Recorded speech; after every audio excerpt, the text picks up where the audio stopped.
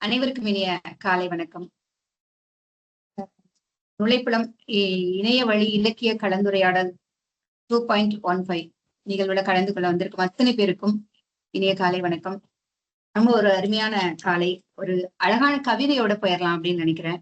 சிற்றுளையில வந்த ஒரு கவிதை, பெயர்வு அப்படிங்கிற கவிதை. ஒவ்வொரு காற்றிலும் கிசுகிசுத்தபடி ரகசியங்களை பரிமாறிக்கொண்டே குடிசைகளின் மீது செங்கற்கள் அடுக்கப்பட்டன. பாக்கு இடித்தபடி வருவோர் போவோரையெல்லாம் வெறித்து பார்த்து கொண்டிருந்த கிழவியை சத்தமின்றி இடமாற்றம் செய்தன கண்காணிப்பு கருவிகள். கூட்டம் கூட்டமாக அமர்ந்து கதை பேசிக் கொண்டிருந்த திண்ணைகள் யாரையும் அனுமதிக்காத மதில் சுவர்களாயின. கூப்பிடும் முன்பே வாப்பா நல்லா இருக்கியா என்ன என ஓடி வரும் சொந்தங்கள் காலிங் பெல் அடித்தும் எட்டி பார்க்க மறுத்தன. இப்போதெல்லாம் காற்றுக்கு பதில் புயல் வீசுகிறது. ஆனாலும் எந்த சலசலப்புமின்றி மௌனம் காக்கின்றன மாடி வீடுகள்.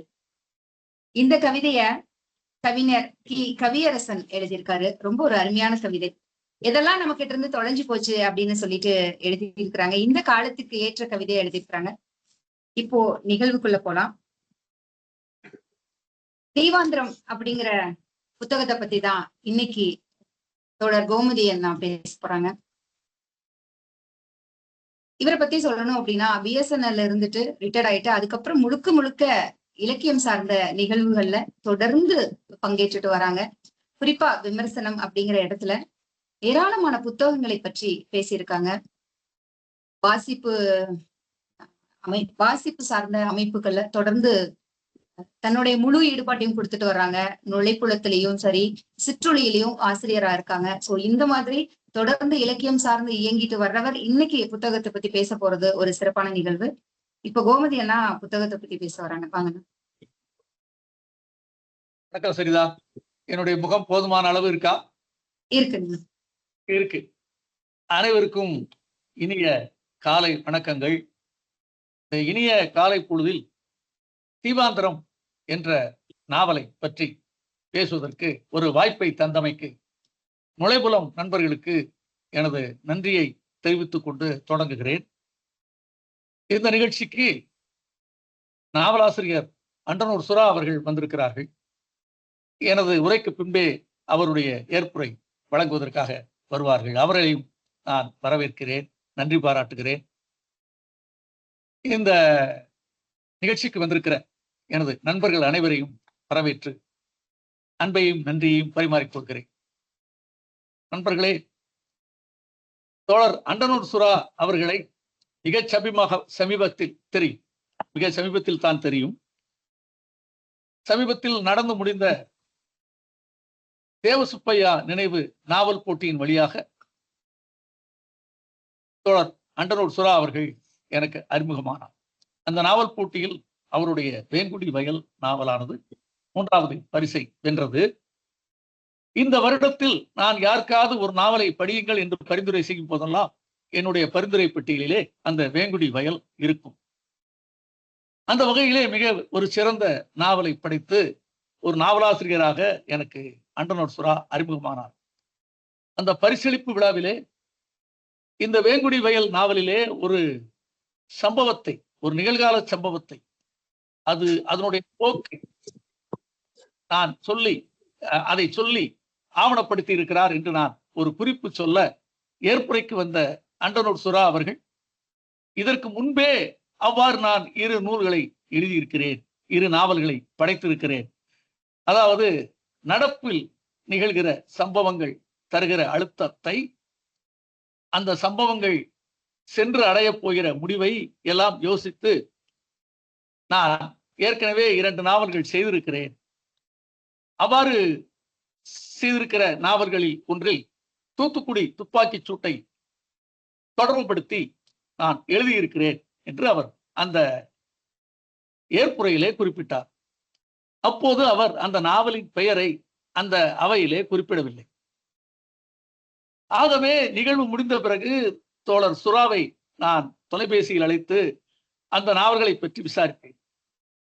அவ்வாறு எங்களுக்கு உரையாடல் நடந்து முடிந்து அந்த புத்தகங்கள் எந்த பதிப்பகத்தில் கிடைக்கும் என்பது வரை நாங்கள் நான் தெரிந்து கொண்டேன். அப்போதும் கூட அந்த நாவலின் பெயரை அவர் எனக்கு சொன்னதாக என் நினைவில் இல்லை. அவர் இங்கே இருக்கிறார், அவருக்கு நினைவு இருக்கிறதா என்று பார்க்க வேண்டும். ஆனால் இப்போது வரை அந்த உரையாடலின் போது நாவலின் பெயரை அவர் என்னிடம் சொல்லவில்லை என்றே நான் நினைவில் வைத்திருக்கிறேன்.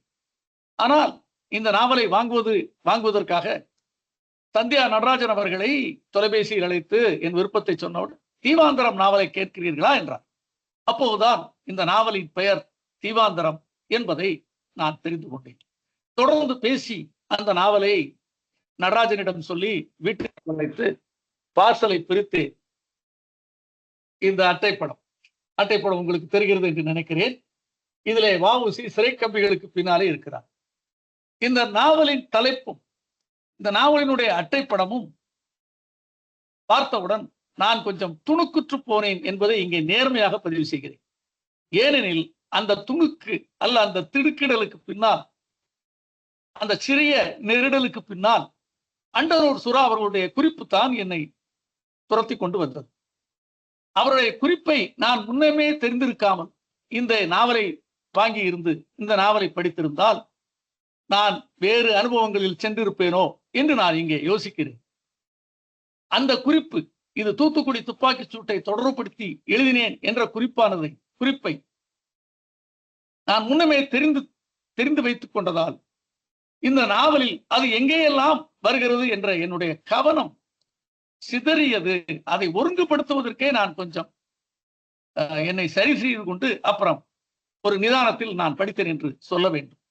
ஆகவே என் வாசிப்பு அனுபவம் 2 கூறாக இந்த நாவல் முழுவதும் பிரிந்து கிடந்தது என்று சொன்னால் அது தவறில்லை. அதை சொல்லுவதே என் வாசிப்பு அனுபவமாக இருக்கும் என்றே நான் இங்கே குறிப்பிடுகிறேன். தீவாந்திரம் என்ற சொல் தூத்துக்குடியை குறிக்கும், சந்தேகம் இல்லை. தீவாந்திரம் என்ற வார்த்தைக்கு ஒரு பொருள், என்ன பொருள் என்றாலும் வைத்துக் கொள்ளுங்கள். நாடு கடத்துவது என்ற சரியான பொருளை வேண்டுமானாலும் நீங்கள் சொல்லிக் கொள்ளுங்கள். ஆனால் தமிழர்களுக்கு தீவாந்திரம் என்றால் தூத்துக்குடியும் வ.உ.சியும் தான் நினைவுக்கு வருவார்கள். இதை உங்களில் பலர் ஒத்துக்கொள்வீர்கள் என்று நான் நம்புகிறேன். ஆகவே தீவாந்தரம் என்ற சொல்லானது 40 ஆண்டுகள் நாம் நினைத்து பார்க்காத ஒரு கொடுமையான தண்டனையை வ.உ.சி.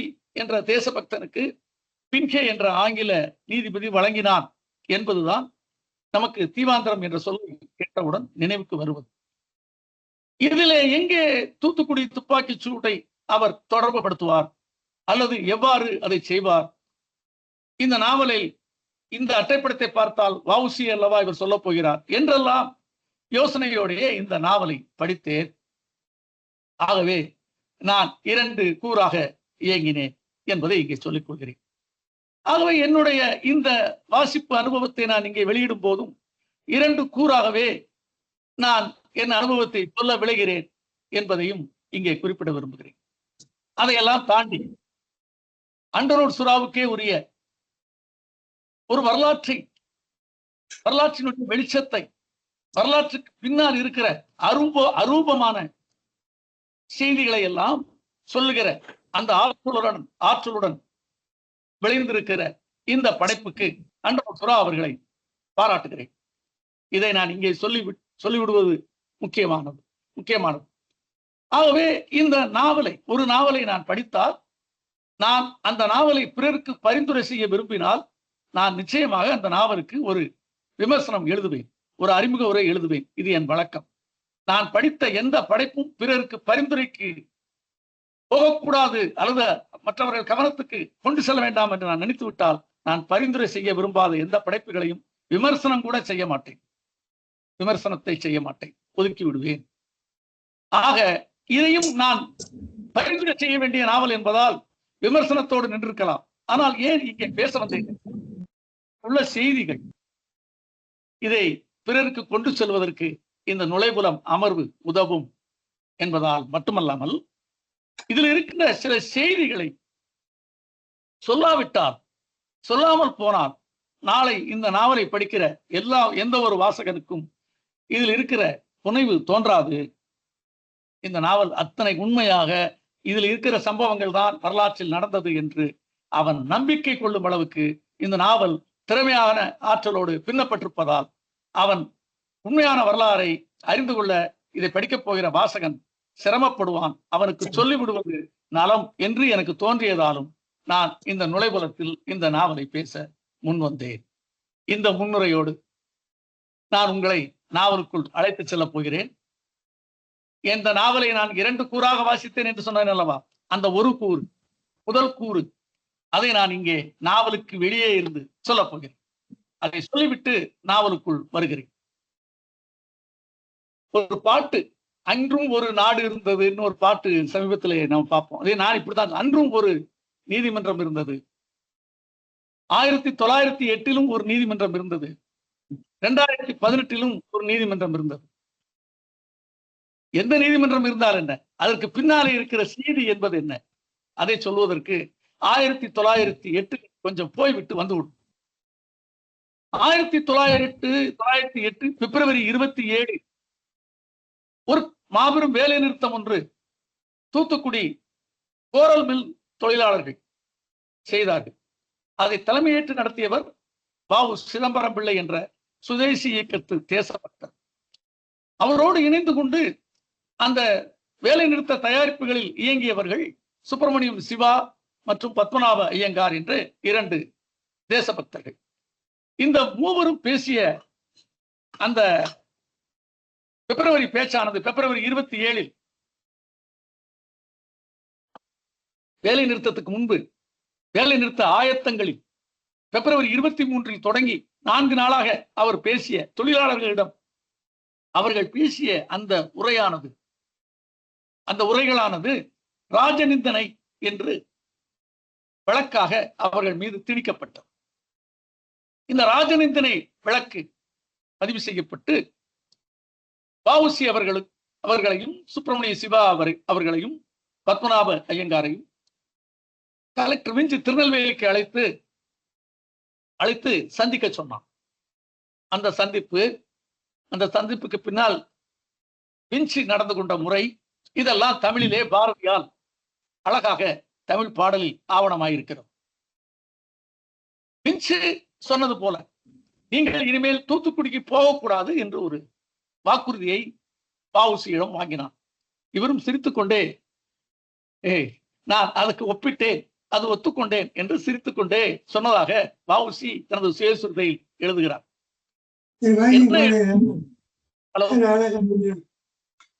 அவ்வாறு அந்த சம்பவம்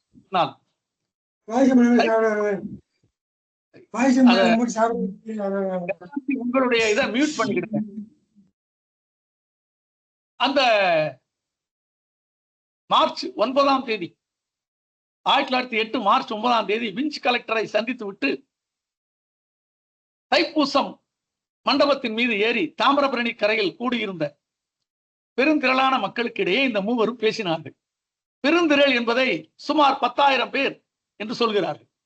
ஒரு தாமிரபரணி கரையிலே மணலிலே அமர்ந்து கேட்டிருக்கிறார்கள். அதைத் தொடர்ந்து தூத்துக்குடிக்கும் அவர் சென்று விட்டு வந்து விட்டார். ஆகவே எல்லாவற்றையும் சேர்த்து ஒரு பெரிய கோபத்துக்கு ஆளான கலெக்டர் விஞ்ச் அவர்கள் மீது ராஜநிந்தனை வழக்கை ஜோடித்து பாலேஸ் என்ற தனது மாஜிஸ்ட்ரேட் இவனுடைய இருக்கக்கூடிய வாலேஸ் என்ற நீதிபதியின் மூலமாக ஒரு விசாரணையை நடத்தி மார்ச் 11ஆம் தேதி அவர்களை கைது செய்தார். வழக்கை செஷன் கோர்ட்டுக்கு அனுப்பி வைத்தான். வ.உ.சி என்ற தேசபக்தன் மீது திருநெல்வேலி தூத்துக்குடி மக்களுக்கு இருந்த ஒரு பிரேமை, ஒரு பிரியம், ஒரு பற்று, அவர் மீது இருந்த ஆளுமை பண்பு மக்களிடம் எத்தனை பாதிப்பு இருந்தது என்பதையெல்லாம் வெளிப்படுத்தும் விதமாக மக்கள் தானாக திரண்டு எழுந்தார்கள். முதியோர்கள் உண்டு, இளைஞர்கள் உண்டு, மாணவர்கள் உண்டு, பல்வேறு ஜாதியினர் உண்டு, பல்வேறு மதத்தினர் உண்டு. அத்தனையும் திரண்டு எழுந்து திருநெல்வேலியை ஒரு பெரிய எழுச்சியை செய்தார்கள். எழுச்சியின் ஆவேசத்தில் ஆர்வத்தில் மூழ்கி போன மக்கள் சட்டத்தை மீறினார்கள். ஆங்கில அரசு பீடத்தில் இருந்த அந்த அலுவலகங்களை சூறையாடினார்கள், தீ வைத்தார்கள். ஆக கலவரம், எழுச்சி கலவரமாக மாறியது. கலவரத்தை அடக்குவதற்காக நேரடியாக வந்த கலெக்டர் விஞ்ச் அவன் வந்த தோற்றத்தை ஆவணங்கள் பதிவு செய்கின்றன. கையில் சாட்டையோடும் துப்பாக்கியோடும் வந்தான் என்று ஆவணங்கள் சொல்கிறது. இந்த சம்பவங்களை சுதேசி ஸ்டீவ் என்ற ஒரு ஆங்கில புத்தகத்தில் எழுதி சமீபத்தில் சாகித்ய அகாடமி விருது பெற்றார் அல்லவா வெங்கடாசலபதி அவர்கள். இந்த சம்பவத்தை, இந்த தருணத்தை ஆங்கிலத்திலே அவர் எழுதுகிறார். என்று சொல்லிவிட்டு, விஞ்சை பற்றி சொல்லிவிட்டு, he fired his revolver என்று எழுதுகிறார். துப்பாக்கியால் சுட்டான். 4 பேர் இறந்து போனதாக தகவல்கள் பதிவாயின.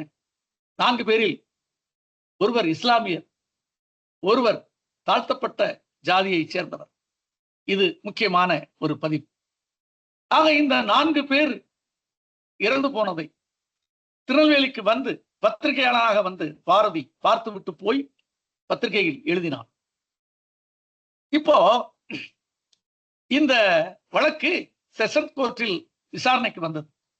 அது ஜூலை மாதம் 7ஆம் தேதி. மார்ச்சில் நடந்த சம்பவத்துக்கு 3 மாதங்கள் கழித்து ஜூலை 7ஆம் தேதி விசாரணையில் இந்த பின்கே என்ற ஆங்கில நீதிபதி யாரும் எதிர்பாராத, யாரும் நினைத்தே பார்க்க முடியாத ஒரு தண்டனையை அளித்தார். அதிலே 3 குற்றவாளிகள் இருந்திருக்க வேண்டும். அதாவது விஞ்ச் 3 பேரை விசாரித்தான். ஒருவர் முதல் குற்றவாளியாக கருதப்பட்டவர் சுப்பிரமணியம் சிவா, அதாவது சுப்பிரமணிய ஐயர் என்ற சிவா. 2 வாவு சிதம்பரம் பிள்ளை. 3 பத்மநாப ஐயங்கார். இதிலே பத்மநாப ஐயங்கார் விஞ்ச் கோர்ட், அவருடைய மேஜிஸ்ட்ரேட் கோர்ட்டிலேயே நடந்த விசாரணையோடு விடுவிக்கப்படுகிறார். வழக்கில் இருந்து விடுவிக்கப்படுகிறார். தண்டனையில் இருந்து இல்ல, வழக்கில் இருந்து விடுவிக்கப்படுகிறார். அது எவ்வாறு என்பதை அண்டனூர் சுரா தன் நாவலிலே குறிப்பிடுகிறார். அவர் எவ்வாறு குறிப்பிடுகிறார் என்று நாம் அப்போது படித்துக் கொள்ளலாம். ஆனால் நமக்கு தெரிந்த காரணம் என்னவென்றால், அவர் ஒரு மன்னிப்பு கடிதம் எழுதி கொடுத்தார். நான் இந்த இயக்கத்தில் ஒரு ஆவேசத்தில், ஒரு ஆர்வத்தில் கலந்து கொண்டு விட்டேன். இனிமேல் இது போன்று அரசுக்கு விரோதமான செயல்களில் ஈடுபட மாட்டேன் என்று சொல்லி ஒரு மன்னிப்பு கடிதத்தை எழுதி கொடுத்ததாகவும், அதனால் அவர் விடுவிக்கப்பட்டதாகவும் நமக்கு செய்தி இருக்கின்றன. ஆகவே இந்த பின்கே என்னுடைய நீதிமன்றத்துக்கு வந்த 2 குற்றவாளிகள், ஒன்று சுப்பிரமணிய ஐயர் என்ற சிவா, நமக்கு சுப்பிரமணிய சிவா. 2 வாவு சிதம்பரம் பிள்ளை. இவர்களுக்கு அவர் 2வது குற்றவாளி. இந்த தண்டனை வழங்குகிற இந்த பின்கே 2வது குற்றவாளிக்கு 40 ஆண்டுகள் சிறை தண்டனை அளிக்கிறார். அதுவும் தீவாந்தரம். தீவாந்தரம் என்றால் நாடு கடத்தல்.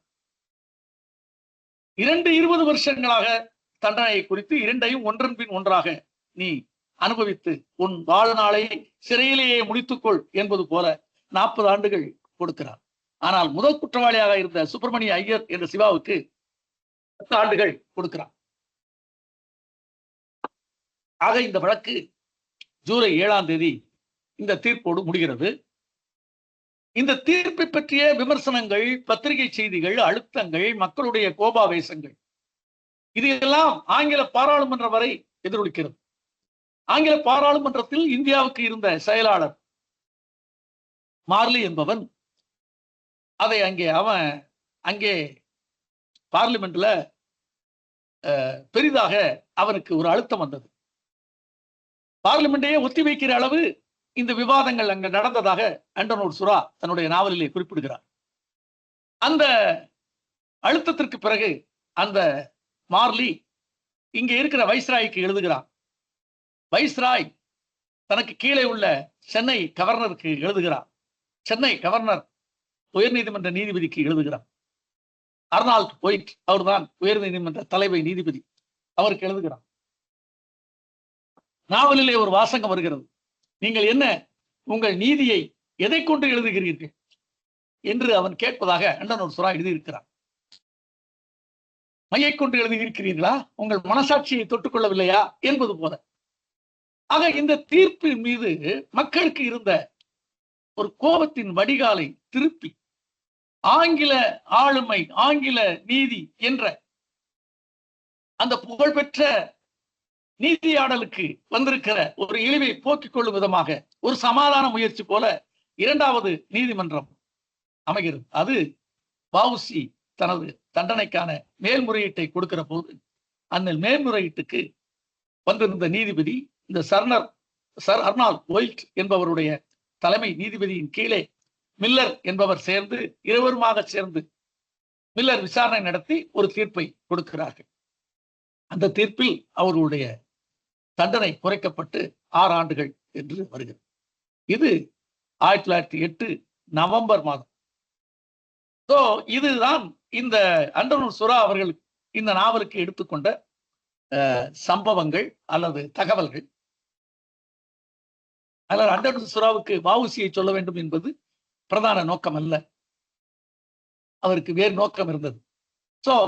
நான் அந்த இரண்டாவது கூறுக்கு வருகிறேன், அதாவது நாவலுக்குள் வருகிறேன்.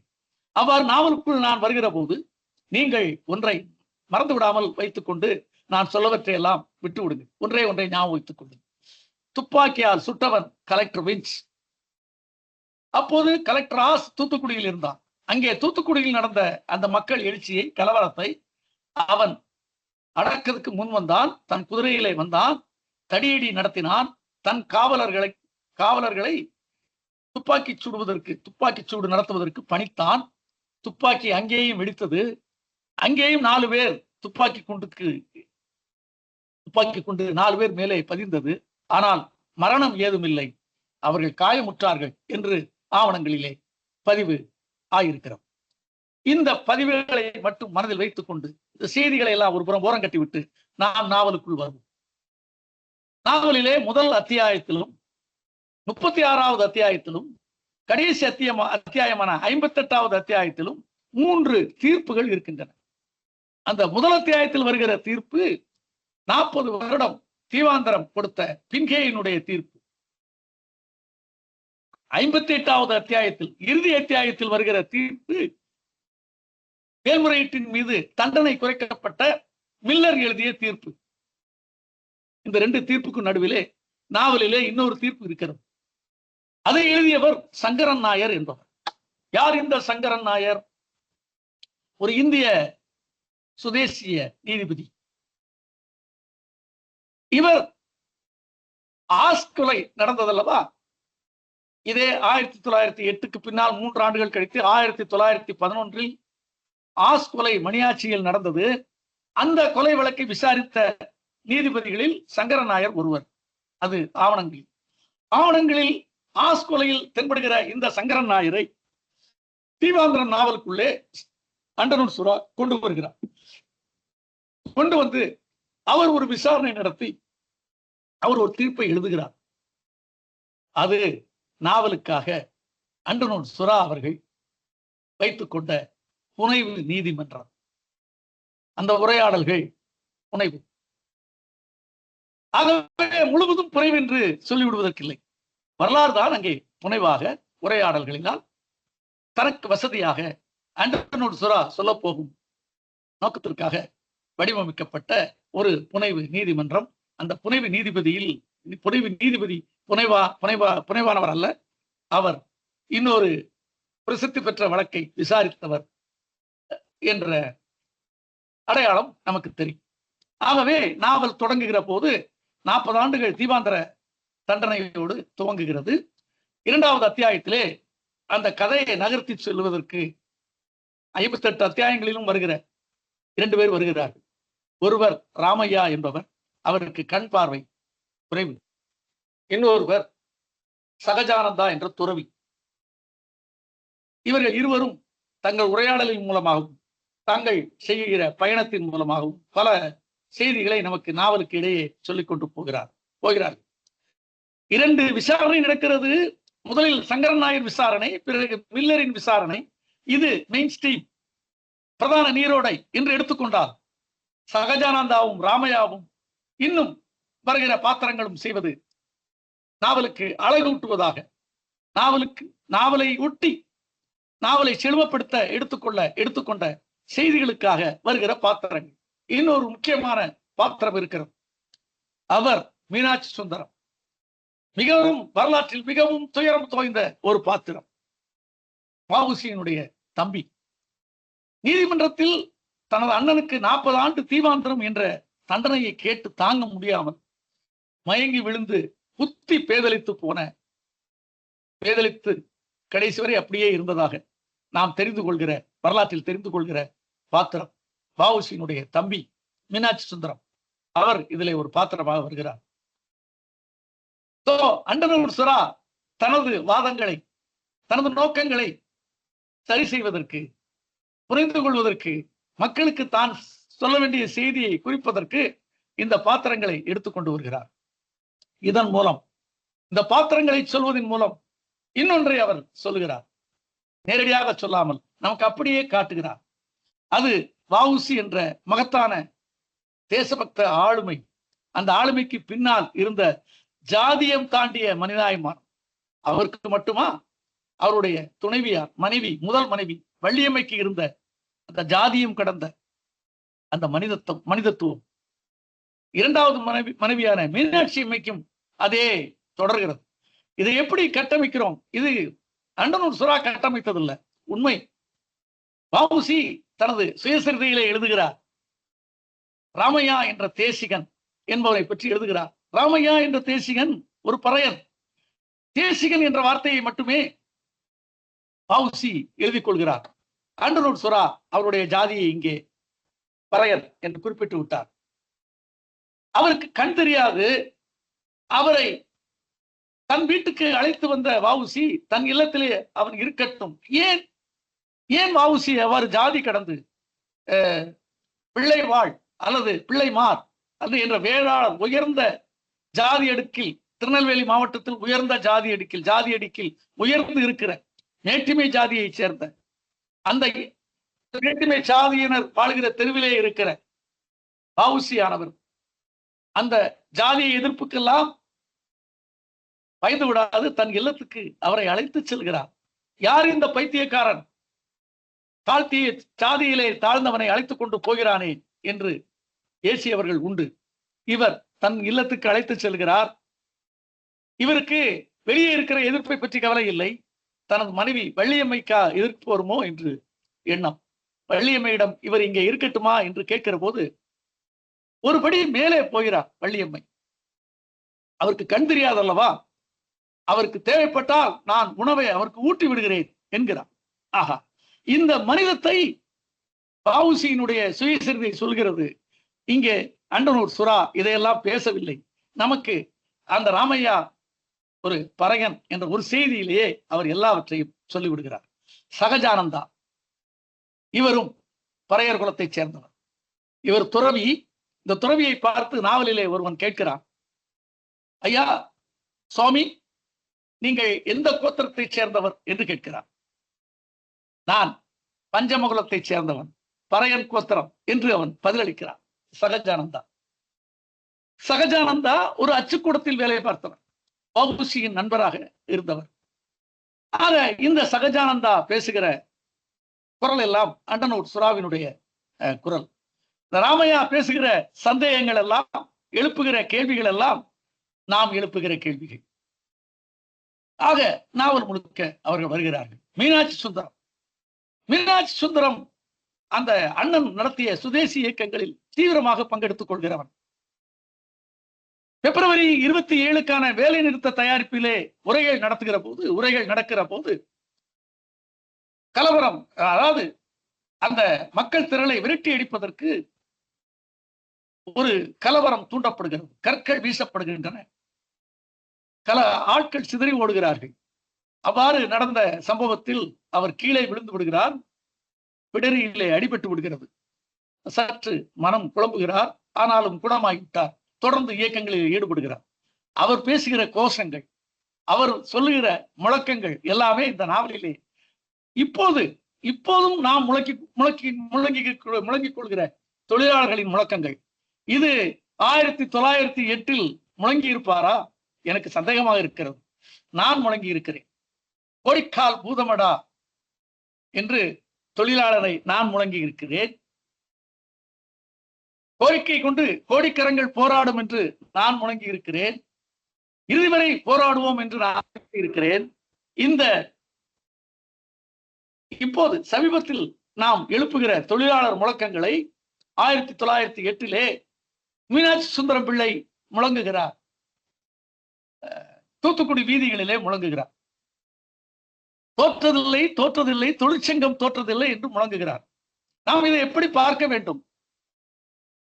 இந்தியாவில் குறிப்பாக தமிழ்நாட்டில் முதலாக ஒரு தொழிற்சங்கத்தை ஏற்படுத்தி அதுக்கு தலைமை தாங்கி ஒரு வேலை நிறுத்தத்தை, வெள்ளை ஆலை முதலாளியை எதிர்த்து ஒரு வேலை நிறுத்தத்தை உருவாக்கிய, வழிநடத்திய, அதில் வெற்றி கொடுத்த 50% சம்பள உயர்வும் விடுமுறையும் விடுப்பும் எடுத்துக்கொள்ளலாம் என்ற உரிமையும் வாங்கி கொடுத்த ஒரு மாபெரும் வேலை நிறுத்தம் பிப்ரவரி 27 தொடங்கி மார்ச் 5 என்று நினைக்கிறேன் முடிந்துவிட்டது, வெற்றிகரமாக முடிந்துவிட்டது. அந்த வேலை நிறுத்தத்துக்கு தூண்டினார் என்பதுதான் வ.உ.சி மீது விழுந்த குற்றச்சாட்டு. அதற்கு முன்பே 1907 ஒரு ஆண்டுக்கு முன்பு இந்த வெள்ளை ஏகாதிபத்தியத்தினுடைய கப்பல் கம்பெனிக்கு எதிராக சுதேசி கப்பல் கம்பெனியை உருவாக்கி நடத்தினார். அது மிகப்பெரிய குற்றம். அது மிகப்பெரிய ஆங்கிலேயருக்கு வ.உ.சி மீது வந்த மிகப்பெரிய வஞ்சம். அந்த வஞ்சத்தை தீர்த்து கொள்ள வேண்டும் என்று ஏற்கனவே அவர்களுக்கு பின்னணி இருந்தது. ஆகவே மார்ச் மாத சம்பவங்களை, பிபின் சந்திர பாலர் கொண்டாட்டத்திற்காக இவர்கள் முனைந்ததை எல்லாவற்றையும் சேர்த்து பின்னி ஒரு தேச துரோக வழக்கை ஜோடித்தார்கள். அப்போ அண்டனூர் சுறா சொல்ல வருவது என்ன?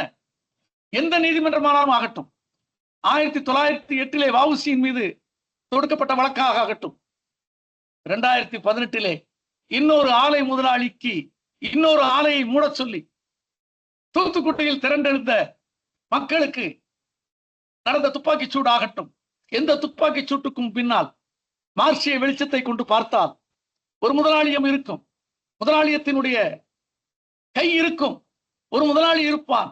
அங்கே ஆர்வி இருந்தான், இங்கே வேதாந்தா இருக்கிறான், அவ்வளவுதான். இதை எப்படி வேதாந்தா என்று அவர் சொல்லுவார்? இது தூத்துக்குடி துப்பாக்கி சூடு சொல்ல முடியாது அல்லவா? ஒரு எங்கேயுமே அதை சொல்லாமல் கதையிலே சொல்லுகிறார், காட்சிகளிலே சொல்லுகிறார், முழக்கங்களிலே சொல்லுகிறார், உரையாடல்களிலே சொல்கிறார். இந்த நாவலினுடைய 2வது அத்தியாயத்தில் வந்த ராமையாவும் சகஜானந்தாவும் உரையாடுகிறார்கள். அவர் சகஜானந்தா சொல்கிறார், கதை என்று சொன்னால், நான் கதை என்று சொன்னால் நீ வரலாறு என்கிறாய். நான் இது எந்த ஊரில் இது நடந்தது என்று சொன்னால் நீ எந்த ஊரில் நடந்தது என்று கதை கேட்கிறாய். வரலாறா கதையா என்று புரியாத ஒரு மக்கள் திரளிலே நாம் வாழ்ந்து கொண்டிருக்கிறோம். புராணங்களை வரலாறு என்கிறீர்கள், கதைகளை வரலாறு என்கிறீர்கள், வரலாற்றை கதை என திரிக்கிறீர்கள் என்றெல்லாம் உரையாடல்களை செய்து கொண்டே போகிறார்கள். ஜாதியம் கடந்த ஜாதியத்துக்கு எதிரான உரையாடல்களை எல்லாம் இந்த கதையிலே வருகிறது, இந்த நாவலிலே வருகிறது. இதெல்லாம் அண்டனூர் சுறா எடுத்துக்கொண்டே போகிறார். நான் சொல்வது போல இதை நேரடியாக இங்கேயுமே தூத்துக்குடியை அவர் சொல்லவில்லை. 2018 வருடம் மே மாதம் 22 தூத்துக்குடியில் நகரத்திலிருந்து நகரத்துக்கு வெளியே இருக்கிற மாவட்ட அதிகாரியின் அலுவலகம் நோக்கி ஒரு பெரிய மக்கள் பேரணி நடந்தது. எத்தனை பேர் எல்லாம் நீங்கள் பத்திரிகையிலே படித்திருப்பீர்கள். அது 2 பேர் கொண்ட பேரணி அல்ல, மிகப்பெரிய சாலைகளை மறைத்துக் கொண்டு மிகப்பெரிய வரிசையை, மக்கள் வரிசையை கொண்ட பேரணி. அந்த பேரணி மாவட்ட அதிகாரியினுடைய அலுவலகத்தை அடைகிற போது கல்வீச்சு நடந்தது, கொஞ்சம் பதட்டம் வந்தது, வன்முறை வெடித்தது. அதை அடக்குகிறேன் என்று சொல்லி துப்பாக்கிச் சூடு நடந்தது. அந்த துப்பாக்கிச் சூட்டில் 2 பெண்கள் உட்பட 13 பேர் இறந்து போனார்கள். அந்த 2 பெண்களில் ஒருவர் பெயர் ஸ்னோலின், அதாவது தமிழில் பனிமலர் என்று சொல்லுவோம் அல்லவா, என்ற பெயரை கொண்ட ஒரு மாணவியும் உண்டு. அந்த இறந்து போன 2 பெண்களில். ஆக இந்த துப்பாக்கிச் சூடு நடந்தது எதற்காக? அதற்கு முன்னாலேயே மிகப்பெரிய இயக்கங்கள் நடந்தன. மிகப்பெரிய தலைவர்கள் இந்த நாட்டின் வைகோ, அவரை மட்டும் நான் பிரதானமாக குறிப்பிட விரும்புகிறேன். கடைசி வரை அந்த இயக்கத்தில் அந்த ஆலையை எதிர்த்த ஒரே தலைவர். மற்றவர்கள் எல்லாம் தங்களுடைய குரலை அவ்வப்போது மாற்றிக் கொண்டார்கள். வைகோ மாற்றவில்லை. கடைசி வரை அவர் மக்களை கொண்டும் போராடினார், சட்டத்தின் மூலமாகவும் போராடினார். ஆக அந்த வேதாந்தா ஆலை மூடப்பட்டது. அந்த ஆலை மூடலை எவ்வாறு மாற்றிக்கொள்வது, ஆலையை எவ்விதம் திறப்பது என்று பல்வேறு வகையான தந்திரங்கள், பல்வேறு வகையான அத்துமீறல்கள், பல்வேறு வகையான தூண்டல்கள் எல்லாம் நடந்தும் அந்த ஆலை மூடிக்கொண்டே இருக்கிறது. அது திறந்து விடுமோ, அது திறந்தால் என்ன அச்சத்தில் அந்த மக்கள் தொடர்ந்து இயக்கத்தில் இருந்தார்கள். அந்த மக்கள் இயக்கத்தை பேரணியாக வந்தார்கள். ஆக அந்த பேரணி ஒடுக்கப்படுமானால், அந்த பேரணியில் துப்பாக்கிச் சூடு நடந்து ஒரு அச்சத்தை மக்களிடம் ஏற்படுத்த முடியுமானால், இந்த ஆலையினுடைய திறப்பு, ஆலையை திறப்பது என்ற தன் கனவு நிறைவேறலாம். இந்த பேரணியோடு இந்த இயக்கத்தை ஒடுக்கிவிட முடியுமானால், மக்களை இனிமேல் இந்த இயக்கத்தை நோக்கி வராமல் தடுக்க முடியுமானால், நான் அதை செய்துவிட முடியும் என்று ஆலை அதிபர் நினைத்திருக்கலாம். எப்படி வஉசிக்கு பின்னால் வந்த மக்களை ஒடுக்குவதற்கு 1908 நடந்த துப்பாக்கிச் சூடு உதவியாக இருந்ததோ அதை போல. ஆனால் அங்கே மக்கள் உண்மையிலேயே ஒடுக்கப்பட்டார்கள். அதற்கு பிறகு 1911 அவர்கள் மனதிலே அந்த தேங்கி கிடந்த அந்த ஆவேசம் கொலையாக முடிந்தது. அது வரலாறு. அதற்கு பிறகு ஏறத்தாழ 10 ஆண்டுகள் இந்தியா முழுக்கும் ஒரு பெரிய அமைதியான ஒரு சூழல், யாரும் எழுந்திருக்கவில்லை.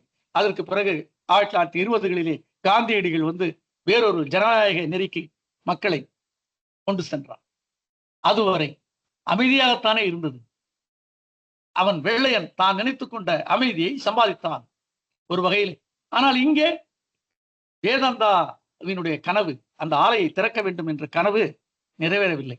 ஆலை வலுவாக மூடப்பட்டது. இனி அது திறக்கக்கூடாது என்ற அளவுக்கு நம் நீதிமன்றங்கள் சில செய்திகளை அழுத்தமாக தந்திருக்கின்றன என்ற வகையில் ஒற்றைக்குத்தன் பாட்டுக்கு இரட்டை தாழ்பால் போல அந்த ஸ்டெர்லைட் ஆலை மூடி கிடக்கிறது. ஒருவேளை திறந்து விடுமோ என்ற அச்சம் இன்னும் மக்களுக்கு இல்லாமல் இல்லை. அண்டனூர் சுறாவுக்கும் இல்லாமல் இல்லை. வரலாறு அப்படி மாற்றி அமைந்து விட்டால் என்ன செய்வது என்ற கவலை எல்லோருக்கும் உண்டு. இந்த கவலையை இந்த நாவல் பிரதிபலிக்கிறது. ஆக ஸ்டெர்லைட் ஆலை, எப்படி நமக்கு ஸ்டெர்லைட் ஆலையை தெரியும்? உங்களில் எத்தனை பேருக்கு தெரியும் என்று தெரியவில்லை, எனக்கு தெரியும். நான் தூத்துக்குடியில் வேலை பார்த்த போது, அது 2008 என்று நினைக்கிறேன் அந்த வருடம். இந்த சம்பவம் துப்பாக்கி சூடு நடந்த வருடம் 2018. 10 ஆண்டுகள் கழித்து தான் இது நடக்கிறது. 2008 நான் தூத்துக்குடியில் ஸ்டெர்லைட் ஆலைக்கு எதிர்ப்புறத்தில் இருந்த ஒரு தொலைபேசி கோபுரம், மொபைல் டவருக்கு பேட்டரியும் பவர் பிளான்டையும் நான் நிர்ணயம் செய்கிற இன்ஸ்டலேஷன் அந்த பகுதியிலே வேலை செய்யும். அதை இன்ஸ்டால் செய்கிற அதிகாரியாக நான் அங்கே அதை இன்ஸ்டால் செய்து கொண்டிருந்தேன். அப்போதெல்லாம் அதை செய்தவர்கள் தொழிலாளர்கள், இன்ஸ்டால் செய்த பணியாளர்கள். என்னுடைய வேலை அதை கண்காணிப்பது மட்டும்தான். ஆனால் அதை தொடர்ந்து அந்த நிர்மாணம் சரியாக செய்யப்பட்டிருக்கிறா இந்த சோதனை, அக்செப்டன்ஸ் அண்ட் டெஸ்டிங், சோதனை செய்து இந்த நிர்மாணத்தை ஏற்றுக்கொள்வது என்பதற்காக ஒரு குழு வரும் அல்லவா? அந்த குழு வருகிற போது அவர்களோடு நான் 12 மணி நேரம் சோதனையின் போது இருக்க வேண்டும். அந்த சோதனையை நான் தான் அவர்களுக்கு உதவ வேண்டும். அவர்கள் 12 மணி நேரம் அந்த சோதனை செய்கிறார்கள். ஒரு 12 மணி நேரம் நான் இருந்த போது, நானும் என் குழுவினரும் இருந்த போது, கந்தக di oxide, sulphur di oxide என்ற மோசமான நச்சு அந்த வாயுவினுடைய மனத்தோடு, வாடையோடு நாங்கள் அந்த 12 மணி நேரத்தை கடந்தோம். கொஞ்சம் சிரமப்பட்டோம். 12 மணி நேரத்தோடு எங்க கதை முடிந்து விட்டதுதான். ஆனால் அந்த நச்சு வாயுவை தொடர்ந்து சுவாசிப்பவர்கள் என்ன ஆவார்கள்? இன்றைக்கு நீங்கள் தூத்துக்குடிக்கு போனால், நான் தூத்துக்குடிக்கு 1982 வேலைக்கு போனேன். பல்வேறு அங்கே இங்குமாக சென்று 2008 வரை அங்கே இருந்திருக்கிறேன். அதற்கு பிறகு தூத்துக்குடியில் நான் வேலை செய்யவில்லை. நான் பார்த்த போது, நான் 1982 வந்த போதே தூத்துக்குடி ஆலைகளின் நகரமாக மாறிவிட்டது. கடற்கரை எங்கும் ரசாயன ஆலைகள், பவர் பிளான்ட் என்று சொல்லுவோமே, அதை தயாரிக்கிற ஆலைகள், thermal plant, heavy water plant என்று கடற்கரை எங்கும் உங்களுக்கு கடற்கரை காற்றை விட அந்த காற்றில் கலந்திருக்கிற ரசாயனங்களினுடைய மனத்தை நீங்கள் சுவாசித்துக் கொண்டே இருக்க வேண்டும். நகரம் விரிவடைய நகரத்தின் எல்லைகளில் எல்லாம் ஆலைகள். முழுக்க முழுக்க ஒரு நகரம் பொல்யூஷனாக இருக்கிறது என்று சொன்னார், மாசுவடைந்த நகரம் என்று தமிழ்நாட்டில் ஒன்று இருக்கிறது என்று சொன்னால் அது தூத்துக்குடியாகத்தான் இருக்கும். ஆக இந்த தூத்துக்குடி நகரத்துக்கு இப்போது மாசு இருக்கிறது என்று எல்லாரும் ஒற்றுக்கொள்வார்கள். 1908 மீனாட்சி சுந்தரம் வழியாக இந்த நாவலாசிரியர் அண்டனூர் சுரா பேசுகிறார். இந்த ஆலையானது நச்சை வெளியிடுகிறது, காற்றில் நஞ்சு கலக்கிறது, தூத்துக்குடியை மாசுபடுத்துகிறது, தூத்துக்குடிக்கு கேட்டை விளைவிக்கிறது என்று அவர் அங்கே பேசுகிறார். ஒரு ஆலையானது வளர்ச்சியினுடைய அடையாளமாக, ஒரு வேலை வாய்ப்பின் அடையாளமாக அரசியல்வாதிகளால் போற்றி புகழப்படுகிறது. ஒரு ஆலை அமைந்தால் 1000 பேருக்கு வேலை கிடைக்கிறது, ஒரு ஆலை அமைந்தால் வளர்ச்சி கிடைக்கிறது, ஒரு ஆலை அமைந்தால் வளம் கொளிக்கிறது என்றெல்லாம் பேசுகிறார்கள் அல்லவா? ஆலை அமைந்தால் நச்சு பரவுகிறது என்று ஏன் பேசவில்லை? இந்த நாவல் பேசுகிறது. 1908 பஞ்சாலை கோரல் மில், அது என்ன நச்சு கலந்தது? அது எத்தனையோ சுதேசி ஆலைகளை, பாரதியாரின் தந்தை சின்னசாமி ஐயர் இருந்தார் அல்லவா, அவரும் அதில் வருகிறார். எத்தனையோ சுதேசிகள் நடத்திய ஆலைகளை தனக்குள் தின்று செரித்திட்ட பாம்பு, ஆதிசேஷன் என்ற பாம்பு என்று அண்டனூர் சுரா நாவலிலே வர்ணிக்கிறார். அந்த ஆலை எப்படிப்பட்டது? எத்தனையோ சுதேசி ஆலைகளின் வருமானங்களை தனக்குள் சுவீகரித்துக் கொண்ட, எதிரிலே நிற்கிற ராமனுடைய பலத்தில் பாதியை, ராமன் இல்லை, எதிரில் யார் நின்றாலும் அவனுடைய பலத்தை பாதியை வாங்கிக் கொள்கிற ஒரு வாலியை போல சுதேசிகளுடைய எல்லா முன்னேற்றங்களையும் தடுத்து தனக்குள்ளே வாங்கிக் கொள்கிற வாலி போன்று அந்த ஆலை தூத்துக்குடியிலே நிற்கிறது என்று அண்டனூர் சுரா வர்ணிக்கிறார். ஆக இந்த இயக்கமானது அந்த நச்சு ஆலை, ஸ்டெர்லைட் என்ற ஆலை மூட வேண்டும் என்று தொடங்கிய இயக்கத்தினுடைய முடிவு திருநெல்வேலியிலே 1908 மக்களுக்கு நடந்தது போல முடிந்து விட்டது. ஆனால் ரெண்டுக்கும் இடையே உள்ள அண்டனூர் சுரா கொடுக்கிற செய்தி என்ன? நேரடியாக சொல்லாமல் சொல்லும் செய்தி என்ன? ஒரு போராட்டம் அல்லது ஒரு மக்கள் திரளினுடைய எழுச்சி ஒடுக்கப்படுவதற்கு அதிகாரம் வருகிறது என்றால் அந்த அதிகாரத்தின் பின்னாலே உன்னை நான் பார்த்துக் கொள்கிறேன், நீ எதை வேண்டுமானாலும் செய் என்று தூண்டுகிற ஒரு கை இருக்கிறது அல்லவா? அதை இங்கே முதலாக சங்கர நாயர் விசாரணையிலே இவர் வைக்கிறார். தொடர் நல்லு சரிதா, நான் எவ்வளவு நேரம் எடுத்துக்கொள்ளலாம் கொஞ்சம் சொல்ல முடியுமா? இப்போது நேரம் என்ன? 7:20 ஆகிவிட்டது. நான் ஒரு 10 நிமிடம் பேசலாமா? தோழர்கள் சொல்ல வேண்டும் யாராவது. தோழர் பேசுங்க, நான் ஏற்புரை ரொம்ப 5 நிமிஷத்துல முடிச்சிடுவேன். இல்ல நான் 10 நிமிடத்துக்குள்ள முடித்து விட பார்க்கிறேன். நான் கொஞ்சம் அதிகமாக என்ன அண்டனூர் சுரா சொல்ல வருகிறார்?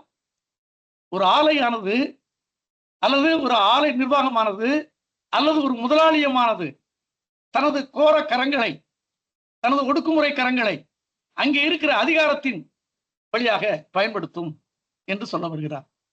அப்படி சொல்ல வரும்போது அண்டனூர் சுரா இந்த நாவலிலே பூடகமாக சொல்கிற தொழிலாளர் இயக்கத்தை நேரடியாக சொல்லி பூடகமாக அதை குறிக்காத ஒரு விசாரணையை, அந்த தொழிலாளர் பற்றி சொல்லாத ஒரு விசாரணையை, வஉசி ஏன் பழிவாங்கப்பட்டார் என்று சொல்லாத ஒரு பகுதியை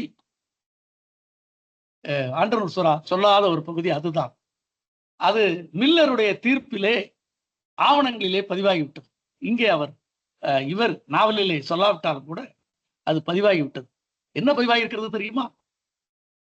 இவர்கள் அரச நிந்தனை பேச்சு என்ற குற்றச்சாட்டு இவர்களுக்கு பொருந்துமா என்று விசாரிக்கிற மில்லர் தன் தீர்ப்பிலே எழுதுகிறார். என்ன எழுதுகிறார்? இவர்கள் பிப்ரவரி மாதம் அந்த தொழிலாளிகளை வேலை நிறுத்தத்துக்கு தூண்டினார்கள் என்பது அரசு நிந்தனை என்று சொல்ல முடியாது என்று நாங்கள் ஒத்துக்கொள்கிறோம். ஆனால் அந்த வேலை நிறுத்தத்துக்கு தூண்டிய பகுதிக்கு பின்னால் இவர்கள் சுயராஜ்யம் கோரினார்கள், மக்களை அங்கு நகர்த்தினார்கள்.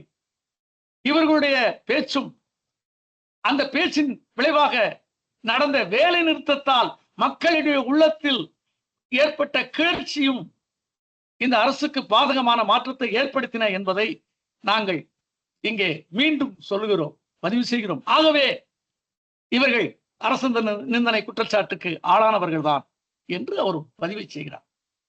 அது போக இன்னொன்றையும் சொல்லியிருக்கிறார். அந்த மில்லர் என்ன சொல்லியிருக்கிறான் என்றால், இவர்கள் வேலை நிறுத்தத்தை தூண்டினார்கள் என்று நாம் சொல்லுகிற போது உண்மையிலேயே அந்த தொழிலாளிகளுக்கு அதை தூண்டினார்கள் என்றால், அந்த தூண்டலின் போது வேலை நிறுத்தத்தை செய்து அவர்கள் ஒரு வெற்றியும் பெற்றார்கள் என்றால், அந்த வெற்றியை அவர்கள் தக்க வைத்துக் கொள்ள வேண்டும் அல்லவா? மாறாக வ.உ.சி. கைதானதும் அவர்கள் மீண்டும் வேலை நிறுத்தத்தை தொடங்கினார்கள். இங்கே எந்த தலைவரும் அந்த வேலை நிறுத்தத்தை தூண்டவில்லை. ஆனால் அந்த வேலை நிறுத்தம் நடந்தது. வேலை நிறுத்தத்தின் விளைவாக என்ன நடந்தது? வேலை நிறுத்தம் எந்த வெற்றியும் பேச்சுவார்த்தையும் இல்லாமல் முடிந்தது. அந்த வேலை நிறுத்தத்தினுடைய விளைவு என்ன? ஏற்கனவே இவர்களுக்கு உயர்த்தப்பட்ட முந்தைய வேலை நிறுத்தத்தில் அவர்கள் வெற்றி கண்ட அந்த கூலி போய்விட்டது. பழைய கூலியிலே அவர்கள் வேலை பார்த்தார்கள். பழைய நிலைக்கே அவர்கள் போய்விட்டார்கள். கூலியில் மட்டுமல்ல, அந்த ஆலையினுடைய நிர்வாகம் முன்பு எப்படி இருந்ததோ அப்படியே போய்விட்டார்கள். இதை அவர்கள் ஏற்றுக்கொண்டார்கள். ஆகவே இந்த வேலை நிறுத்தத்தை, உண்மையிலே வேலை நிறுத்தம் செய்த தொழிலாளிகளுக்கு இந்த அரசின் மீது எந்த பகையோ அல்லது அந்த ஆலை நிர்வாகத்தின் மீது பெரிய மனக்குறையோ இருந்ததாக நாம் ஏற்றுக்கொள்ளவில்லை என்று அவன் குறிப்பிடுகிறான். என்ன அர்த்தம்? வெறும் பொருளாதார கோரிக்கைகளுக்காக இவர்கள் போராடி இருந்தால் தாங்கள் வெற்றி பெற்ற அந்த பொருளாதார வெற்றியை பேணி இருப்பார்கள். இன்னும் ஒரு வேலை நிறுத்தத்துக்கு துணிய மாட்டார்கள். ஆனால் இவர்கள் துணிந்தார்கள். வேலை நிறுத்தம், பொருளாதார கோரிக்கையை தாண்டி வ.உ.சி. என்ற ஆளுமையின் மீது இருந்த பற்று, அவர் மூட்டிய அந்த தேசபக்தி கனல் இவர்களுக்கு இருந்ததால் அரசியல் ரீதியாக வேலை நிறுத்தத்தை செய்து தாங்கள் பெற்றிருந்த அந்த கூலி உயர்வை கூட இழந்தார்கள் என்பதை இந்த மில்லர் அண்டனூர் சொல்லவில்லை, மில்லர் சொல்லியிருக்கிறார். ஆக இவர் தன்னுடைய புனைவு நீதிமன்றத்தை மட்டும் அணுகி சொல்ல வந்த செய்தியை நான் இப்போது சொல்லப் போகிறேன், சொல்லி முடித்து விடுகிறேன். புனைவு நீதிமன்றம் சங்கரன் நாயர். யார் அந்த சங்கரன் நாயர்? இந்திய சென்னை உயர் நீதிமன்றத்தில் 2 நீதிபதிகளுக்கான காலியிடங்கள் இருக்கிற போது அந்த 2ஐயும் சுதேசிய நீதிபதிகளை கொண்டு அந்த கவர்னர் செய்ய போகிறார் என்ற செய்தி கசிகிறது. பாரதிக்கு தெரிய வருகிறது. அவன் கூட பாராட்டி எழுத முயன்று விட்டான். ஆனாலும் அப்படி நடக்கவில்லை. அந்த பின்கே என்பவர், நாவலிலே பின்கே என்பவருடைய தலையிட்டால் அந்த கவர்னர் அதை ஒன்றாக்குகிறார்.